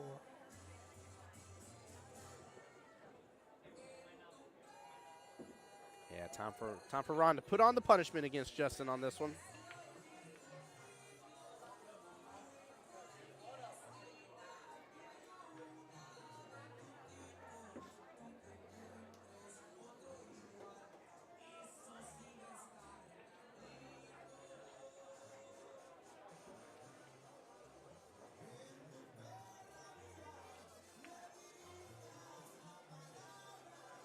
See, I'm surprised he wasn't going to try to do something with that 1 ball a little bit earlier. He may want to, just not feeling comfortable about it. Yeah.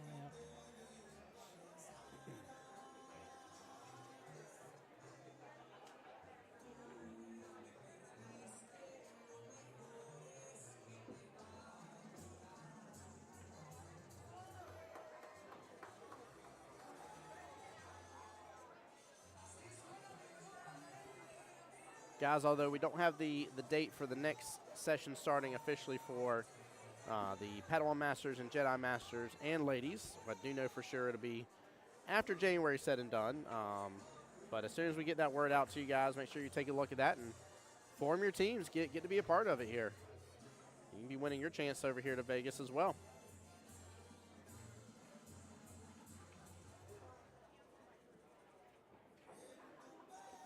I will say, if you're aspiring to get a little bit better with your game and bring it to that next level, playing in a Masters team or one of these ladies' teams definitely will help you improve your game. Yeah, absolutely will. Especially if you can get with a group of guys that are a little bit better than you, and you definitely learn a lot. And it's a little bit different type of pressure than just regular league. Nothing wrong with regular league. Yeah. It's just a little bit different type of pressure, and Definitely will bring it to that next level. Yeah, I definitely agree. I've taken my butt whoopings in Masters on regular weekly on Tuesday nights here at OGQ Ball. But I've also gotten some good wins under my belt too. I played Raj before, got 3 racks against him. I think it was 2 racks against Logan. I think it was the same time I played Raj. I only got 2 racks against him that time, but still, I mean, I was proud of the 2 racks that I got from him. Like it's definitely they're tough. I remember Raj from the Tough old cookies, bank so. shots days. Yes.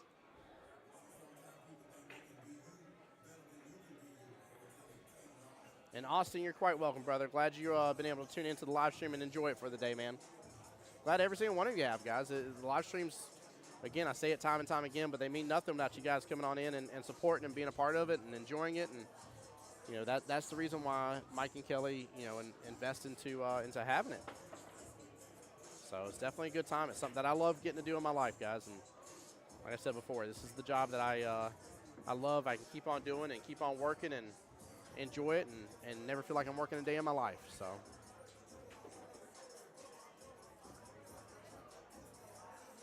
That was a good break by Ron.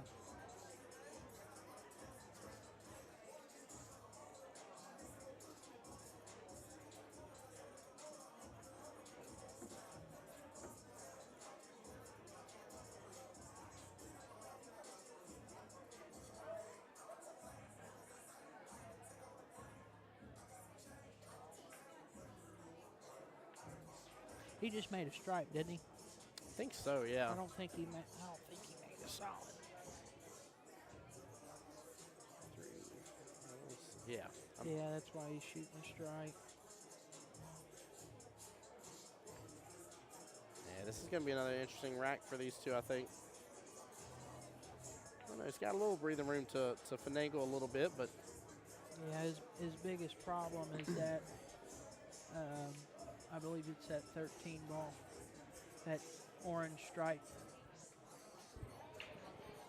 Yeah, I definitely agree with it being tied up to the 6 the way it is. Now, if he can get back below, be able to take the 10 top left and be able to roll up and then take the 13 top right, he'll be fine. But, like, he has nothing downfield for him to be super below, and he has that 4-play and potential blocker to make that happen. It could be risky. I don't know if he's going to get a chance to make that work.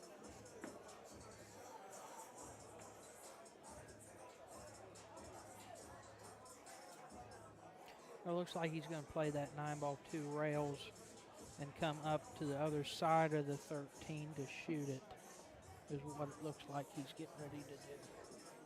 Austin, I'm so disappointed I didn't catch that reference. And secondly, how did you catch that reference about Golden Girls? Don't be telling me your bud's been watching some Golden Girls back in the day. Get out of here, that mess. But glad you do enjoy the live streams, brother. Seriously, thank you, sir. And he married it. Love in the marriage. I didn't know you were an Al Bundy fan. Man, when I play video games, I go by the dad gamer. And so, like, on one of the games to kind of hide my name, since some people know who I am now, I started changing my name to different dad names. And so one of the ones I had was Al Bundy the other day. And it was amazing how so many people, they're like, who's Al Bundy? I'm like, oh, it hurt my soul. International shoe salesman. He was an international shoe salesman. He was good at it, too. I don't care what anybody says. Made fun of rather overweight. He made fun. I'm not going to say anymore. Yeah, he made fun of all sorts of people. That was definitely a non. That's a show that wouldn't fly today. No. We'll say it like that. No. So. That's funny. He got a little bit of fortunate there, although he's not too happy with it. And he can't really do a whole lot with the cue ball because he's on the rail. Other than just go straight to the head rail and hopefully he gets it. Well, actually, you know what? He's got that 13 still. Yeah, he's still in Promville, but he's trying to get the left-hand side of it. Yeah. That's ball in hand. No rail. Yep, it's ball in hand. Yeah. Yep. Justin's double-checking and asking.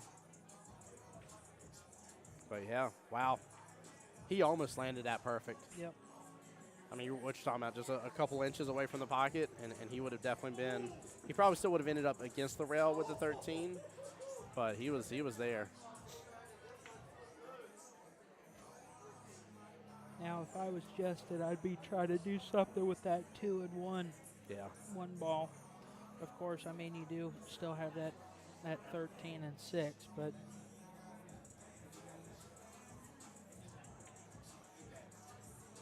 Looks like I see some good games happening over here.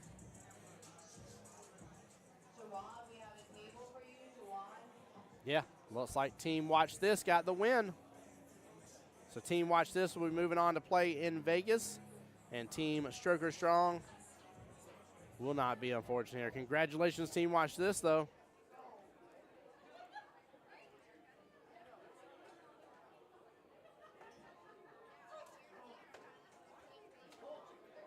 So the cool thing about Team Watch This here is they'll be going to Vegas, and again, that'll be a Vegas experience. So they just get to go over there and have a good time, a grand old time, and they don't have to compete in any of the tournaments over there. They can play in. they can play in some minis. Yeah, play in some minis. Yep. Yep. Root on some friends, catch some shows. That is a nice thing if you do get to go out there just for the experience. Yeah. You can go see the shows and things. If you're out there actually in the tournament, you can't you either play pool or hang out or but that's the reason why you're out there though. Yep. But Yep. Yeah, that's why I was telling some people too. One of the years I went, actually, before we were supposed to get there, I showed up 2 full days earlier, and that way I had a day of rest because I got in like a little bit later in the evening, afternoon. So I had a day of rest from there, partial day, and then the next day, after I woke up, had me some good breakfast, and I just went walking around. I was by myself. I was just having a grand old time, just getting to explore and kind of just taking the sights as I wanted to take them in, and it was really good, really refreshing time. don't quote me on this, but if you're a golfer, I believe you get a discount at the Las Vegas Country Club if you're staying at the Westgate. That's pretty cool. Definitely something to look into. All right, ball in hand over to Mr. J-Man Lamont. Good try by Ron there. Although I don't know who would want to play golf when it's 100 and some degrees outside. You would be surprised. There's a couple. But although this time of year, if you're in Masters or something. Yeah. If you're Masters, in April. You're early. Yeah, Yep. it'd be nice and. That should be pretty good. It's not like in August when it's 100 and some degrees. Yep.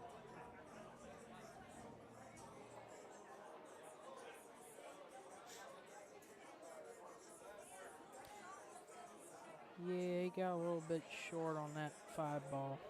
Yes, he did. You don't even have to play. You see that? That boy didn't even have to play. Boy didn't even have to play. 14 to 6. Dave Andrasco over here celebrating their win, 14-6, which is a very, very strong finish considering that's the finals here. Everything else seems like it's been a little closer. 14-6 is a little bit of a shutout there. Yeah, Not against Stroker Strong, but that's a confident win. Yeah, very confident. Yeah, 14-6. That means they're both, could have been both like 7-3 wins, for example, but. I wouldn't sell the farm on this shot. He's right up against the rail. But if he stays down, and he did. Or, no, he didn't. Oh, no.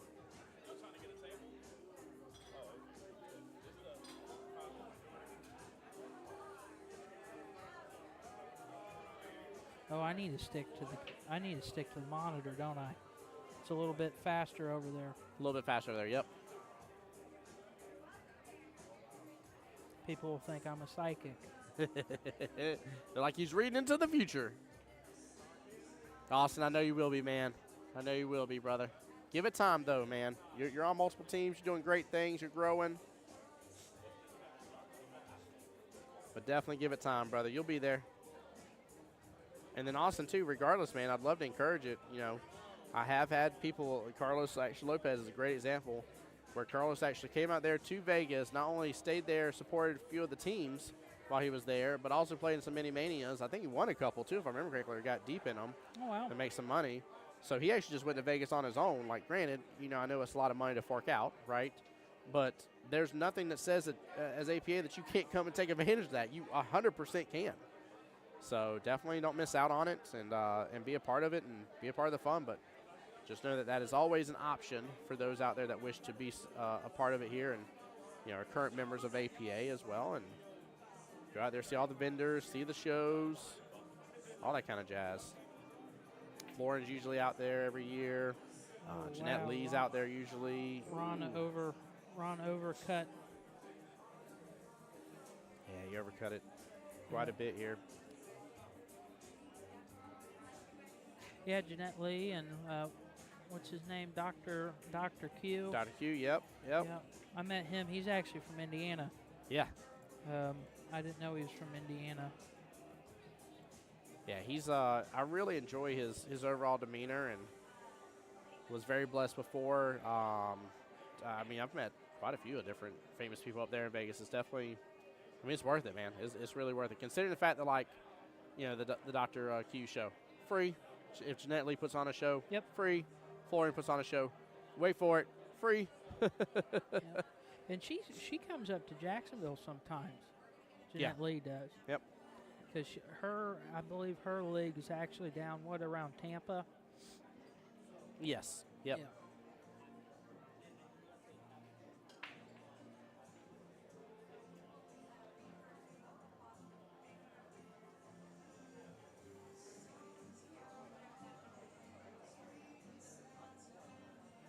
2-1 in favor of Justin again. For anybody just tuning in and kind of interested in the score and stuff like that, this is the last finals that we have to play tonight. This is the last matchup of this finals match as well. And it just matters who wins. Doesn't matter how, just who wins.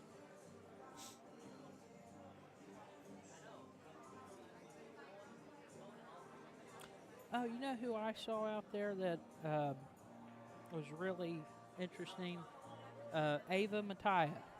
Really? Well, it's Ava Mattia, I believe, Lawrence now. Yeah, I think you're right about that, yeah. But she was married to Jimmy Mattia, who was, his name was Pretty Boy Floyd, was his nickname. And he was a famous pool player and definitely was back when a lot of the pool players had those bigger-than-life sort of personas. Yep, yeah. yep. Because you had him, you had Keith McCready, you had a lot of the guys that showmen. Yes, very much so.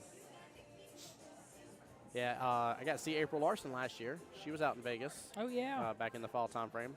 Yep, she's from Texas. Yeah, it's great, too. I've been a little bit of a fan of hers from being a fan of Sophia Mass and then learn more about her and get to see some of her matches. She played at Lindenwood University. They had a billiard team out there. That's amazing. And she played under Mark, what's Mark's name? He does some of the AccuStats. Oh, I think I know him and who you're Nick talking about. Varner do clinics together. Yes, oh my goodness gracious, I know who you're talking about. Yeah. I know who you're talking about. Yeah. But that was underneath her, or underneath him, though? He was the coach at That's Lindenwood. amazing. Yeah, when they had a billiard team.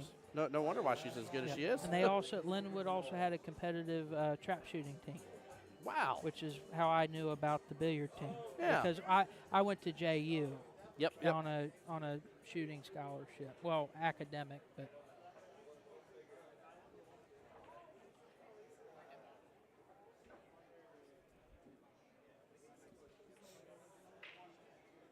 And I tried to get them to put some pool tables in there, but they turned the rec room into a video game room.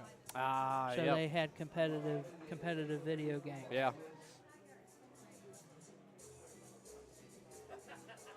Mark White. Is it Mark White? I think it is. I think Brian's right.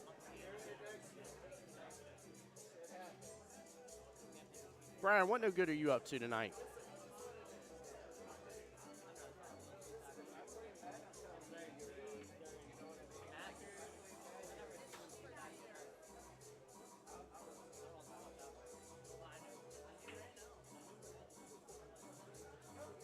James, Dave, Jake, and Mr. Moscone there.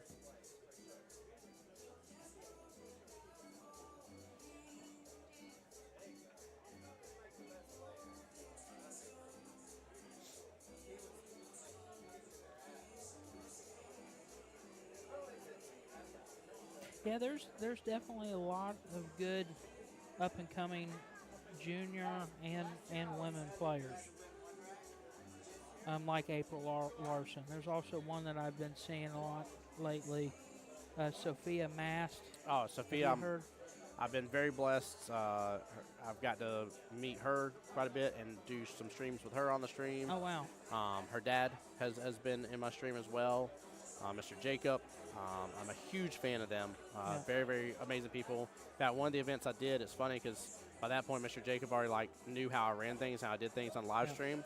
And he looked at me, he's like, I know you're fixing to sit over there for 12 hours and not eat a darn thing. He's like, I got to go to Chipotle for her, and he's pointing at Sophia. And she's sitting there just laughing her butt off because I got to Chipotle for her anyways because she just adores Chipotle. He's like, so I might as well get you something while I'm over there. Just make sure and text me what you want, Tim. And I started just dying laughing, bro. It was so good. So good. Oh, man, it cracked me up. But, no, I like her. Really interested to see the future for, Miss Savannah, Savannah Easton, Roadrunner. Oh, yeah. Yep. Very interested She's to see. another one. And there's Kaylee McIntosh. Yes. Yeah, she's another good player. I'm excited from a pool perspective. Don't get me wrong. I'm an APA guy through and through. Yeah. Right. Without a doubt here. This is the field I love being in. But I think just from a pool general perspective, it gives me a lot of hope because I'm wanting to see if it's something that Luna and Luke, my kids, will be interested in. Yep. And now that I get to see, some other people, some other young kids that have grown up now and are experienced in sport and everything it has to offer for them and the life they're having and the fun they're having and the growth they're having, it really just inspires me. So. Well, I mean, anything like that where you have a professional aspect to a game can only improve the APA. Yeah. Because they're no longer seeing it as just a bar game, Bingo. but a bona fide sport. Yes, 100%. Once people can see this game as a bona fide sport and see it for what it really is, it's just not a gambling game. Exactly. Then your bigger money comes in. Oh yeah. To help support the sport. So yeah, I mean, with what Matchroom has been doing and with some of those other big bodies, I mean, that can only improve APA. Yep. Because you get more players. Yeah, you get more people interested to be like, I saw this, I saw that. I agree with you. Brian, what no good are you up to, brother? He says, found you on Facebook. Love it, bro. Glad you're here, man. I know you're on the YouTube side as well. Appreciate you, sir. Thank you for the support. Yeah, I agree with you, man. I love seeing growth, and that's why, honestly, 2025, I'm so stoked about. The fact that we have more pool halls coming, we have more things going on. Look at the event that we have in Florida now with the International Open. Yep. Some big stuff coming. Oh, they gave APA players discounts, by the way, for coming to see that. So if you're a Jacksonville local or that's a good way to get some experience next year and watch some good players at that International Open. It was a great time, man. I really enjoyed seeing that. I love the fact, like you said before earlier, having the USAMs here. And, we've been blessed as well here in Jacksonville, especially to have the USAM qualifiers here, Absolutely. which has been huge. Yeah, this last year was my first year playing in it. Nothing to really report on the performance-wise, but it's always a good experience. Yes. Hey, Brian, I'm glad you had a good time, brother.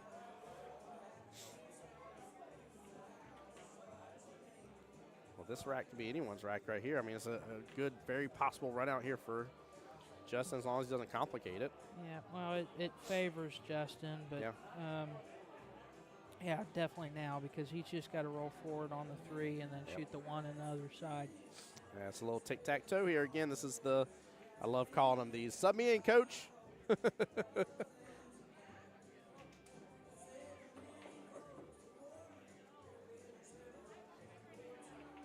This is interesting, too. The other 2 finals are already done here. We've had a little bit of a I don't want to say this one's slowing down too much, but it has. This is slowed down a little bit in speed. Relatively, it's been an early night compared to what we've had in the past. Yes, for sure. Absolutely, for sure. Which I'm happy to see. I love smooth, well-ran tournaments, man. Makes me so happy. And it's tough, right? Yeah, it's very tough juggling it's a lot of people. Yeah, yep. It's a grind, but it's definitely been very efficient. Yeah. There we go. Yep. And that's the thing about the 8-ball. That 8-ball, it definitely, it can be a chess match. Yes, it can be. All right, one more rack of 8-ball, and then we'll see if things pick up speed a little bit here come the 9-ball side of business. It's funny, Brian and I were just talking in our in my YouTube stream, and he's talking about his area does it wins based, just like Vegas does, where first team to 2 wins overall. What area is this in? Brian, which one are you officially in now for APA? I know he's in Florida. I just don't remember which. Oh, okay. I don't want to say which part of Florida and call it wrong. I know each league franchise does it a little bit differently. Yep. Yeah, there's some. I'm trying to think of the word I'm trying to use, but there's some discretion there that corporate gives them in terms of that. I told him, I'm not saying one way's beneficial, right? Because obviously, if you do it by the wins, that's how Vegas is. So it gets you prepped for Vegas. I like the way they do it where it's points based on the racks. Well, actually, no. I like the other. Oh, way, you like the Vegas way? I like the Vegas way. You like because okay. I think majority. You win majority, but Right. there's good and bad for both ways, Of course. it's just a personal preference thing at the end of the day when it comes to that. Yep. Yeah, both can have their benefits without a doubt. Absolutely. I'm just stoked that, again, here it is now, 11. This one's the one that's running a little bit late compared to the rest, which I'm glad we're streaming it. But it's amazing that, I want to say it's probably, I think, close to 11 o'clock this morning is when things were kicking off for the playoff matches. Wild card matches. Yeah. So here we are 12 hours later, and we're almost done with 3 complete divisions, entire day of playoff and qualifier matches, all done, in which all of it was modified single, which I think for everybody, the only thing that changed was, the finals. Yep, the finals is the Yep, the finals is the one loss, you're out situation. For the ladies, it was still a little different here. The semifinals was that way for them. So they had at least one more just because the amount of teams they had playing. But, yeah, overall, it went smooth as peanut butter, which is good.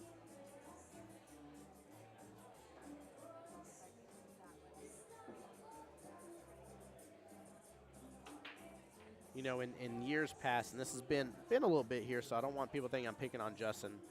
I definitely feel that there was a time in his life of playing to where, he would have that confidence level of underestimating his opponents and it potentially come back to really bite him in the rear here. Well, I've played around him for years. Yeah. Because we played in the same Monday Night League. Yep. Yeah, he used to be my captain before. Yeah, we and went to Vegas. This was also going back to bank shots. And then before that, when bank shots closed, then it came over to cue ball for a little bit that same night of that league. Yeah. And then it eventually went over to 9-ball heaven. But anyway, Justin, he gets in one of those lulls where he'll kind of take certain shots for granted. Yep. And just get down and shoot the shot instead of being a little bit more methodical. Yeah, absolutely. But once he gets settled and he gets methodical and he takes an extra second to look at the shot what he needs to execute, he does a lot better. And Yes. I do the same thing but you can also get where you get too methodical too, and you slow down and then you lose your momentum. Yeah. Yep. It kind of grinds to a halt. So it's a slippery slope. Slippery slope. Yep. Absolutely is. I agree. There's definitely a balance to it. It's a heavy rhythm game. This game, but sometimes again, like me personally, I'll get into those habits to where I just get down and shoot instead of thinking about what I need to do with the cue ball. Or there may be a smarter shot on the table.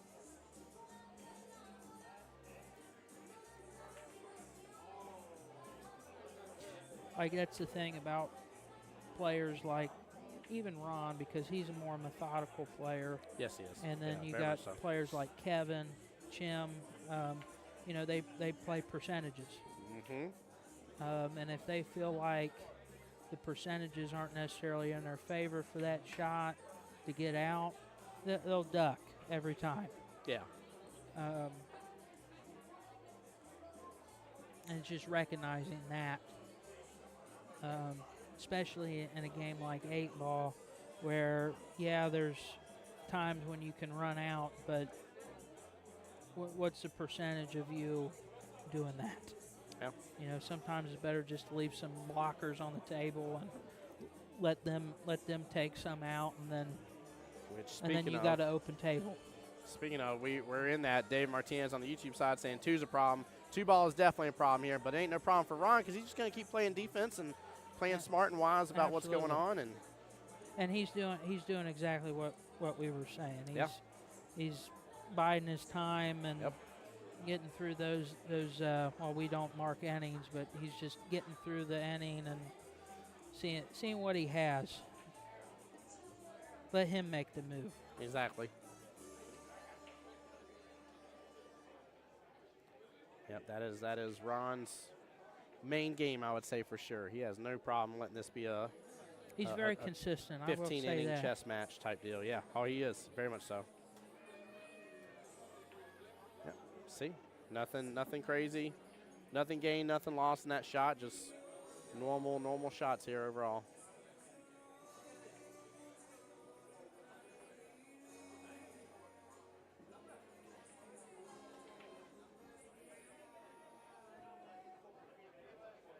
That was a nice breakout. Yeah, it was. That was a very nice breakout. Wow. He is he may have just set himself up for success. Look at that. No, I was going to say he may have too much angle on the 14, but yeah, he's going to bump into Bump the the 2. Yep. Yeah. Now he's got to come back around for the 8 because he doesn't want to shoot that past the side rail. Yep. What a shot. What a run. Yeah, just like that. That's Man. a good shot. That was a nice way of really developing. That's the stuff that I underestimate people on, right? That I feel, there ain't no way they're going to get anything crazy. And then somebody like Justin comes up to the table here, gets this beautiful, just simple breakout. Nothing.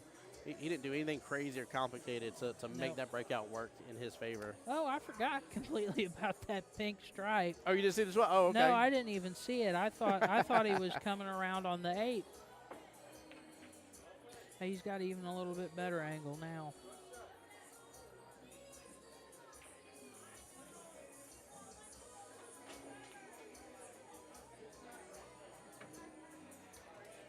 There we go. Beautiful That's a good shot here. Justin taking a nice little lead now against Ron. 4-1. To 8-ball we go. Or to 9-ball, I'm sorry, we go. We just finished 8-ball, forgive me. He even put a little bit of right side on it to roll that ball down the side.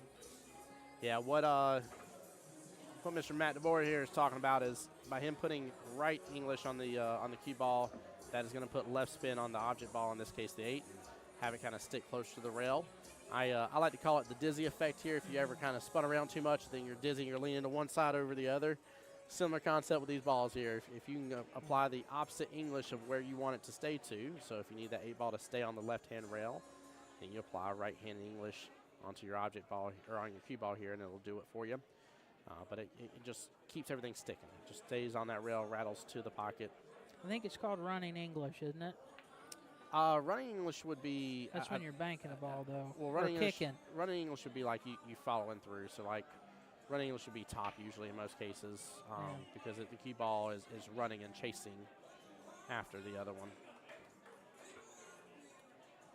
9 on the snap. I just looked away for a second here. I was like, all right, what's it gonna do with this one ball? What a way to go! Justin up 5-1 now. Let's go, buddy. Oh my gosh. Go in the side. In the side. Yeah. Nicely done. And that's the problem right there with a person breaking away and getting that first 9-ball break. I've seen this play out only a handful of times, but when it does, it is devastating. Absolutely devastating. 1-9 on the snap. Justin J. Money Lamont up 5-1 against Ron again. Doesn't matter how he wins or how Ron wins, a win is a win.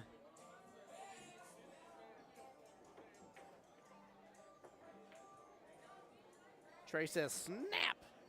No, sir, Trey, that is snap, crackle, and pop, sir. Get it right. This is Rice Krispie treats, baby. Oh my gosh, she got a lot of movement on it again. Nothing on the break and good eyes on the one. Ooh. This might have an early 9 here. 1 bottom left, 2 bottom right, 3-9 combo top right. I don't know how many times I've seen Ron really go for an early 9. No. Unless it's easy. I mean, unless it's locked up. Yeah. The problem with this 3-9, it's just too far away, and I do think the 3 goes by. Ooh, unless you hang the 1 to start. He overcut it. Yes, he did.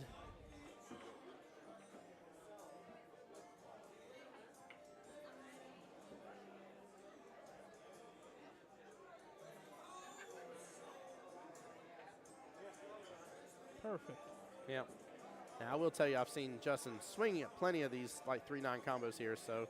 He's no stranger to it. No, that's yeah. for sure. And plus, also, with him being up 5-1, I mean, what's there I'd between swing at 6-1 versus 5-2? Like, even if you hang it, like, you lose very little or you gain a lot and get on the hill. Yeah, he tried. He almost got lucky, made the 7. Yeah, he did. He's smiling about it, too. I love it. I love the reaction.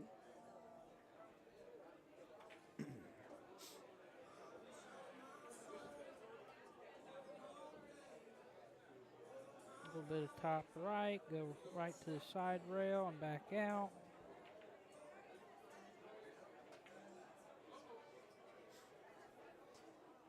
Now he's got to figure out what he wants to do.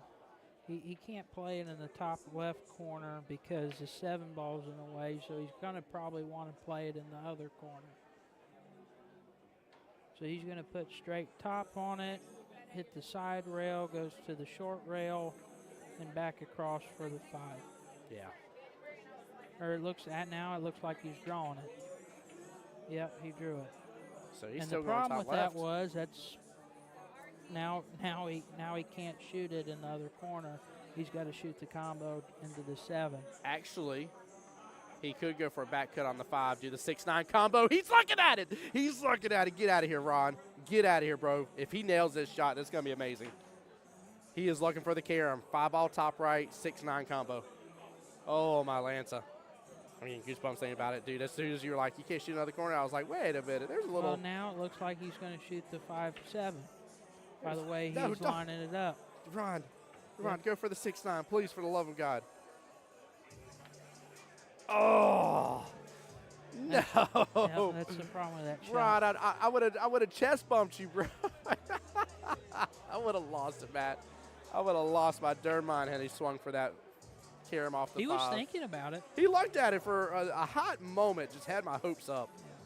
Oh, man. Oh. That would have made me so happy tonight. And I ain't even rooting for any one particular team. I'm just rooting for a darn good shot, and that would have been it right there. Oh, that's not good. Uh-oh. No, that ain't good at all. Justin is not happy about that shot here. No. Live streaming the pool tournament. Happens every time.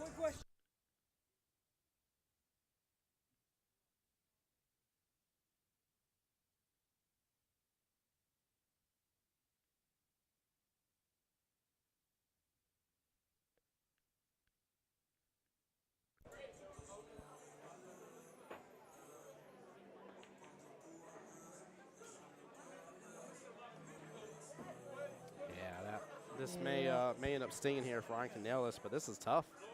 Well, he's going to want to hit this a little bit confident because he can go straight off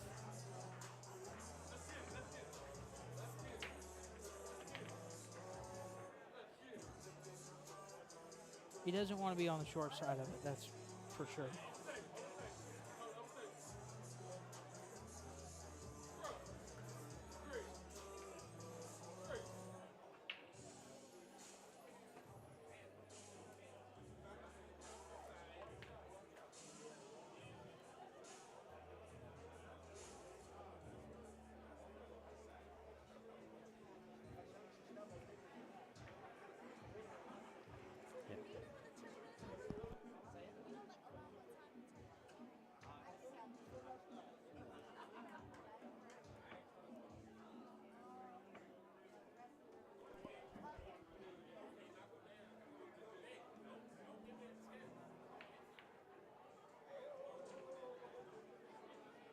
Yeah, that was the danger of going after that shot. Oh, there you are.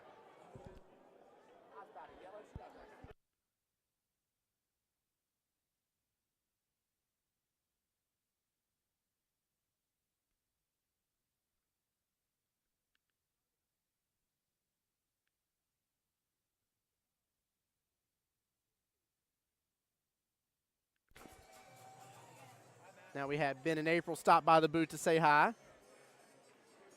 And this is going to lead Justin up to the hill. 6-1. Justin with 1 rack to rule it all. Ron needing 6. These odds are not looking good for the Mako Masters. Well, no, it's definitely a long uphill battle from here.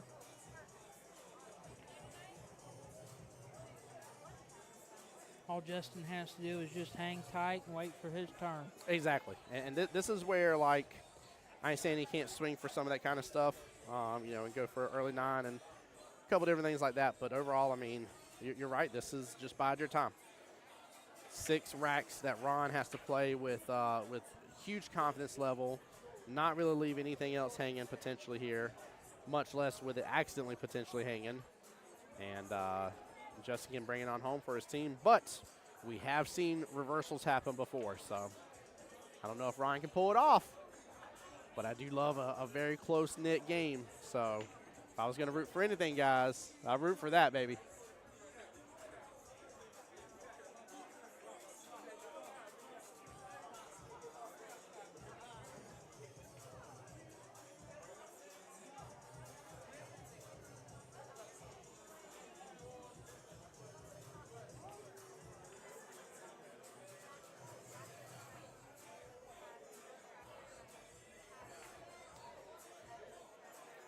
So Austin, J Money will not have a chance to get one on the snap at all anymore at this point.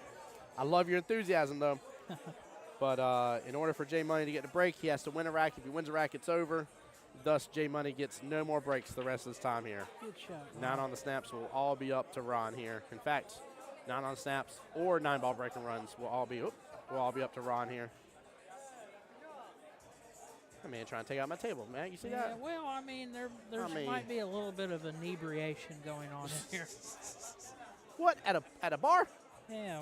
This is crazy talk. Yeah, his only major problem ball here is actually the 5. Yep. Depending on what he does with that 4, he may just have to roll on, put straight top on it, roll on down, and shoot the 5 on the side. I wonder, too, if he can just play defense with the 5, snooker the cue ball up where the 5 is, let the 5 go on over. I don't know if he has enough of an angle here to do it because he's close to the rail. Oh, I forgot. The 7 ball's there. Yeah, 5, 7, and 8, and there's a little spacing between all 3. I mean, he could do exactly what I'm talking about. Yeah, he's playing safe. This is a little running English here. This is that comparison here. Oh, he hits it. Does it roll far enough? Oh, and it does. It does. Woo! Clean. Clean. I thought it was going to be a little leak there for a moment.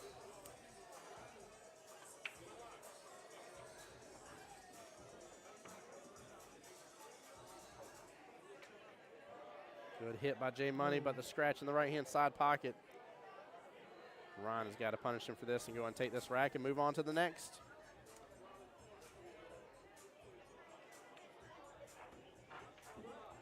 And I do think the 7 goes by the 8 to the side or the corner, the opposite corner. Yeah, I think you're right. It looks a little weird from our camera angle, but we have a little bit of a side view from where the booth is and get a little better perspective. Yeah, he's looking, see where he put the cue ball. He's looking to where he can where he can shoot that 7 ball. What a good visual tool to have, too, when you have ball in hand like that. And Well, set down and kind of get that luck and that not perspective. Yeah. I don't think if you let go of it, you're not allowed to measure with the cue ball, I think. Well, you just can't go making contact with it. You can't. Yeah. So, like, I've seen somebody before where, like, they try to, like, slide the cue ball and see if the cue ball will go in between the rail and the ball, and they make contact with that object ball. That's a foul.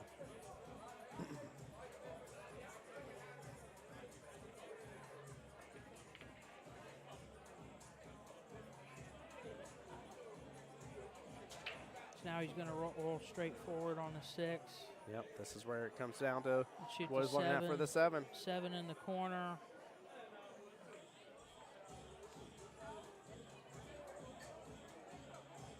Probably 8 in the left side.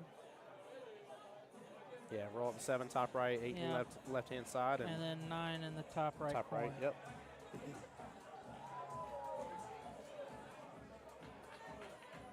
And he's drawing it.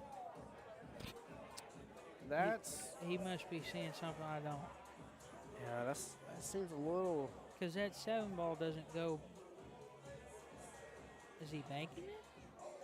I mean, he might be, which is going to give him a better shape. Oh, or playing safety. Oh, he went for the safe. Yeah. It's going to leak And out. I do think the cue ball is frozen on the 8. I don't know if it's going to matter though with how far that rolled. Well, I don't think. I think he still has to kick at the 7.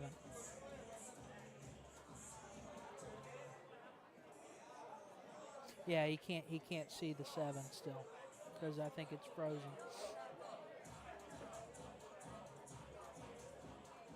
Oh man. And he missed it entirely.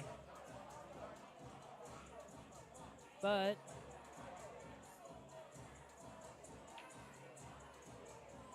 the 8 is not in the easiest position right now.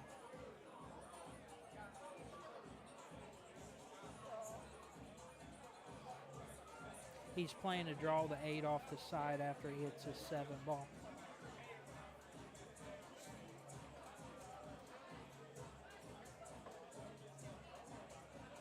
Hey, Tom, appreciate you being here, bro, and our pleasure. I was able to steal Mr. Matt DeWard here to come on over for me for the finals. Help me out a little bit. And it's been awesome having his insight on this, especially with this being the Jedi Masters playing field here.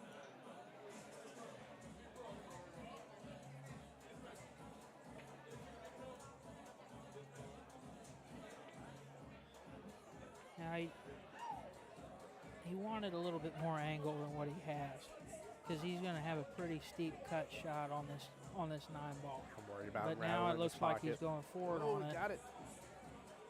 Because originally he wanted to draw off the side rail and come out.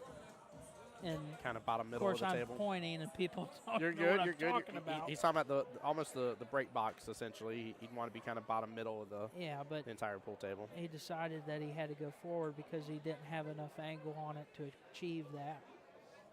And now he's just going to go for the bank. This is tough. That's just doing what he needs to do. And he gets it, though. What a shot. Wow. And he played for the short side of it, too, although he did hit it a little bit too soft. But if he would have hit the short side of it and hit the long rail, it would have ended up being safe for him.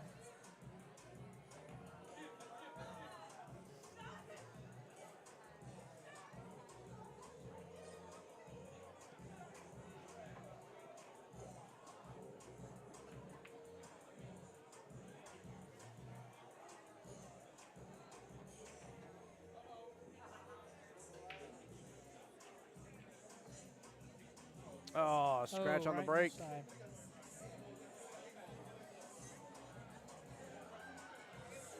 A little bit of an open table here. I guess maybe getting to the 3 to the 4 be the issue here. What do you think, Matt?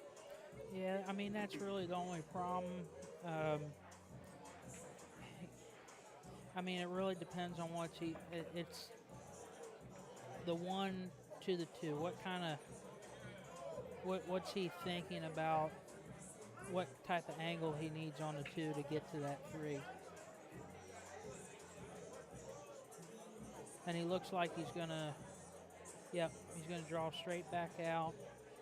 Ooh. Now he's gonna shoot the 2 in the right side. Get back below the 3. Yeah, Yeah, there we go. He can work with that. Now he's going to have to, well, he's got enough angle on it to shoot it in the side, but. No, yep. Don't scratch in the process. That's tough. Yeah, that's pretty unfortunate. He got a little bit too much angle on it to shoot it in the side. I thought he might have played it straight forward in the corner to get on the 4 ball. Yeah, I agree. But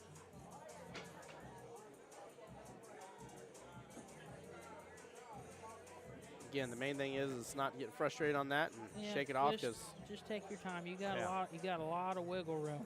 Yep. You can start worrying it when it gets to about 4 is when you can start worrying about it. Because then he's in striking distance. But right now he's got a long way to get to that. Now he's going to draw to the long rail. Oh, go.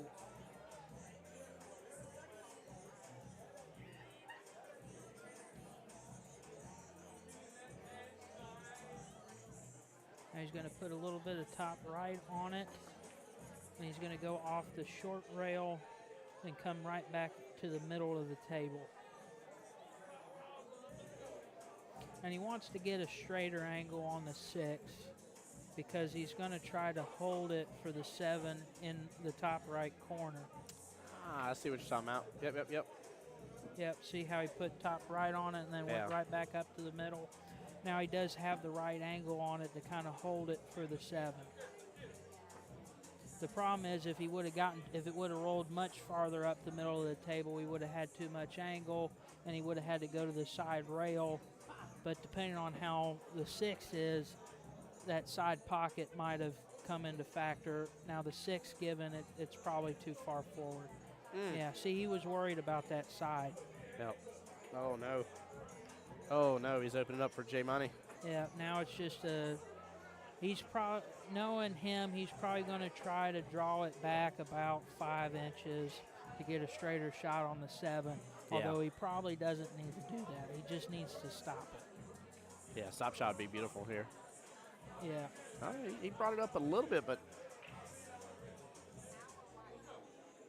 I think he compromised with us here. I think we both were like, stop shot, it works good. He's like, I want a little bit of movement.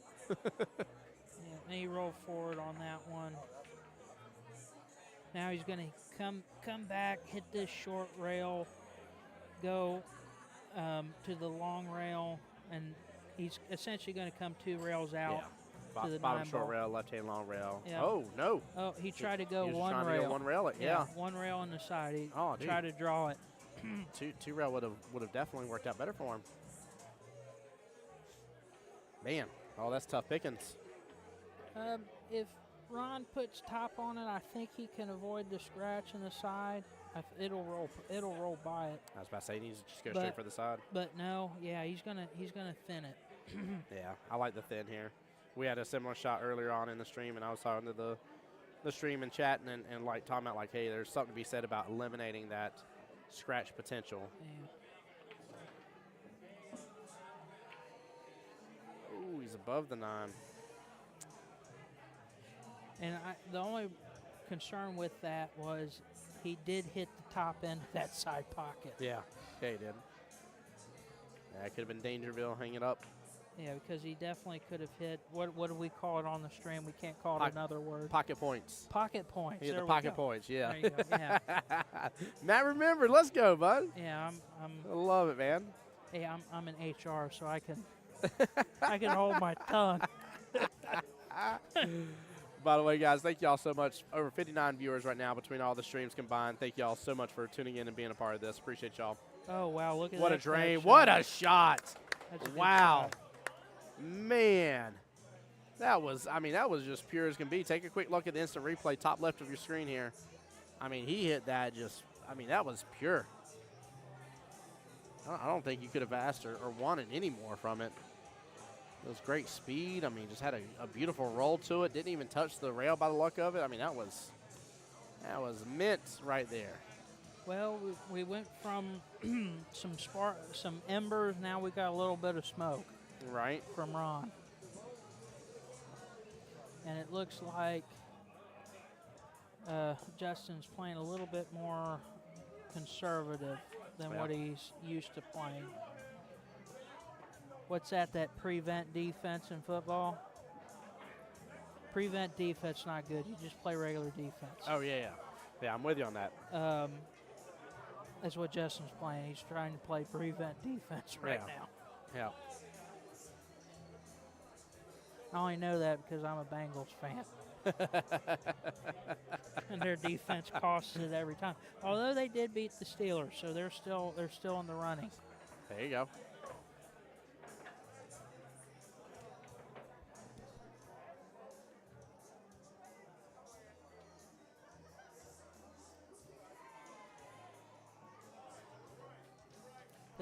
They go for a bathroom break? I think so. Okay. Yeah, looks like we got a little pause in the action, guys. Just as a reminder here, since we got so many of y'all on the live stream, Thursday, myself and Kelly are going to do a quick little live stream, talk to you about what all is happening in APA Jacksonville here for 2025, talk to you about some of the new stuff coming and happening, new divisions, new wonderful pool halls coming out here, some changes coming to Jacksonville APA, all sorts of different things, guys, so don't miss out on that. If you can't be there, because we're probably going to do it around noon on Thursday, if you can't be there, don't fret. It's still going to be live on Facebook and on YouTube for you guys to go back and rewatch at a later date and time. Feel free to pop in there and ask questions that you have as well, guys, and we'll try our best to answer them as much as we can. If we can't, we'll get back to you with the answers. All right, we're back on the run here.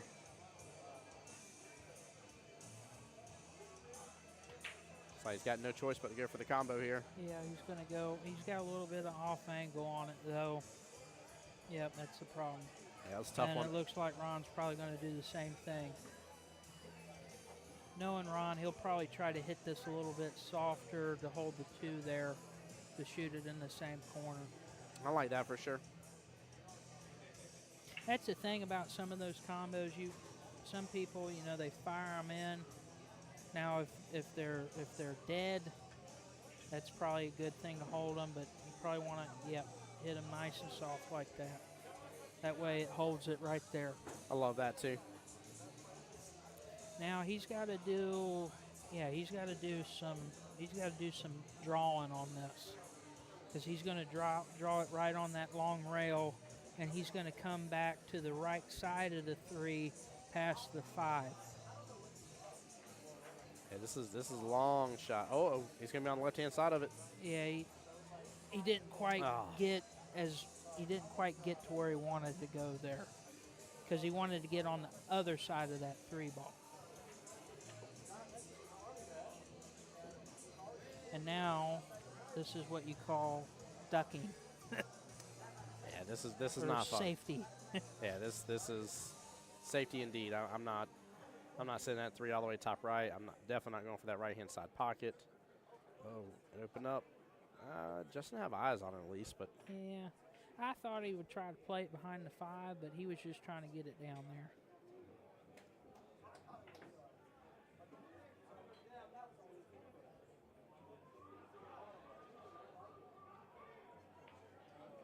Now, Justin's, it looks like he's jacking up. Oh, no, he's not. Oh, he went for the bank. almost worked like a little two-way to an extent. Yep, he got a little fortunate on the roll, too. I know it's a awfully thin cut to get to that corner.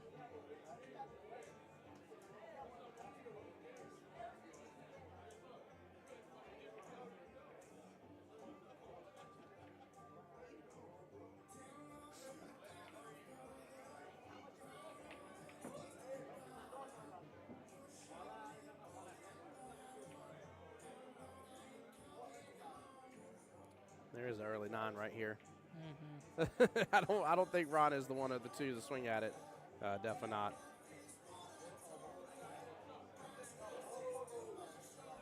That lead doesn't look bad. I'm assuming it doesn't go top left. No, the three doesn't go by the 4 on the side. What about, does it go past the 7 to the top left? I don't know if it goes past the 7. I think it does. I think it does. Now, if he jacks up here, no, he's holding pretty flat. So he's going to roll into the 4. No, he didn't either.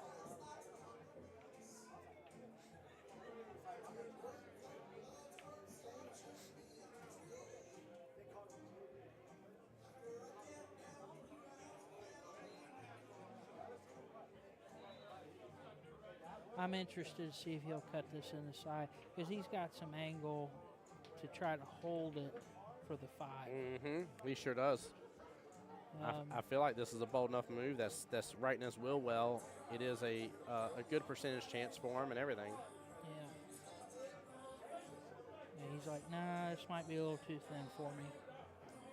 Now, he also may try to bank it. I wouldn't put it out of the realm of possibility.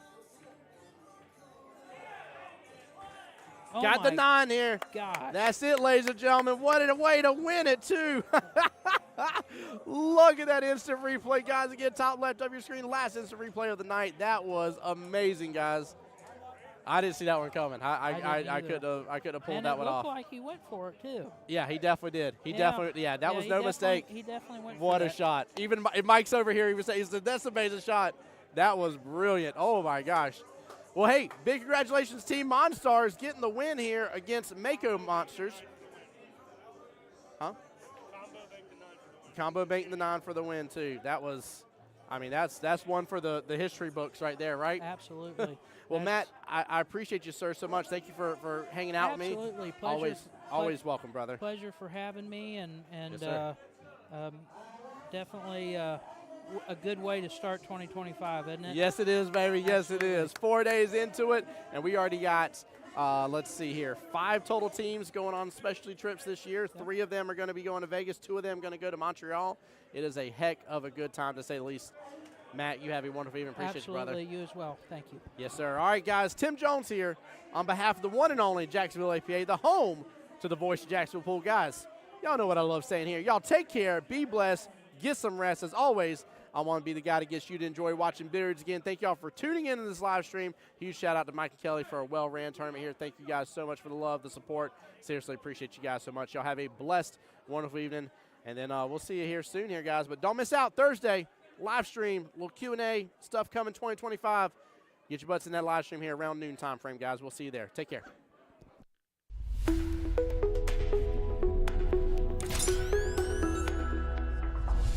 The voice of Jacksonville Pool.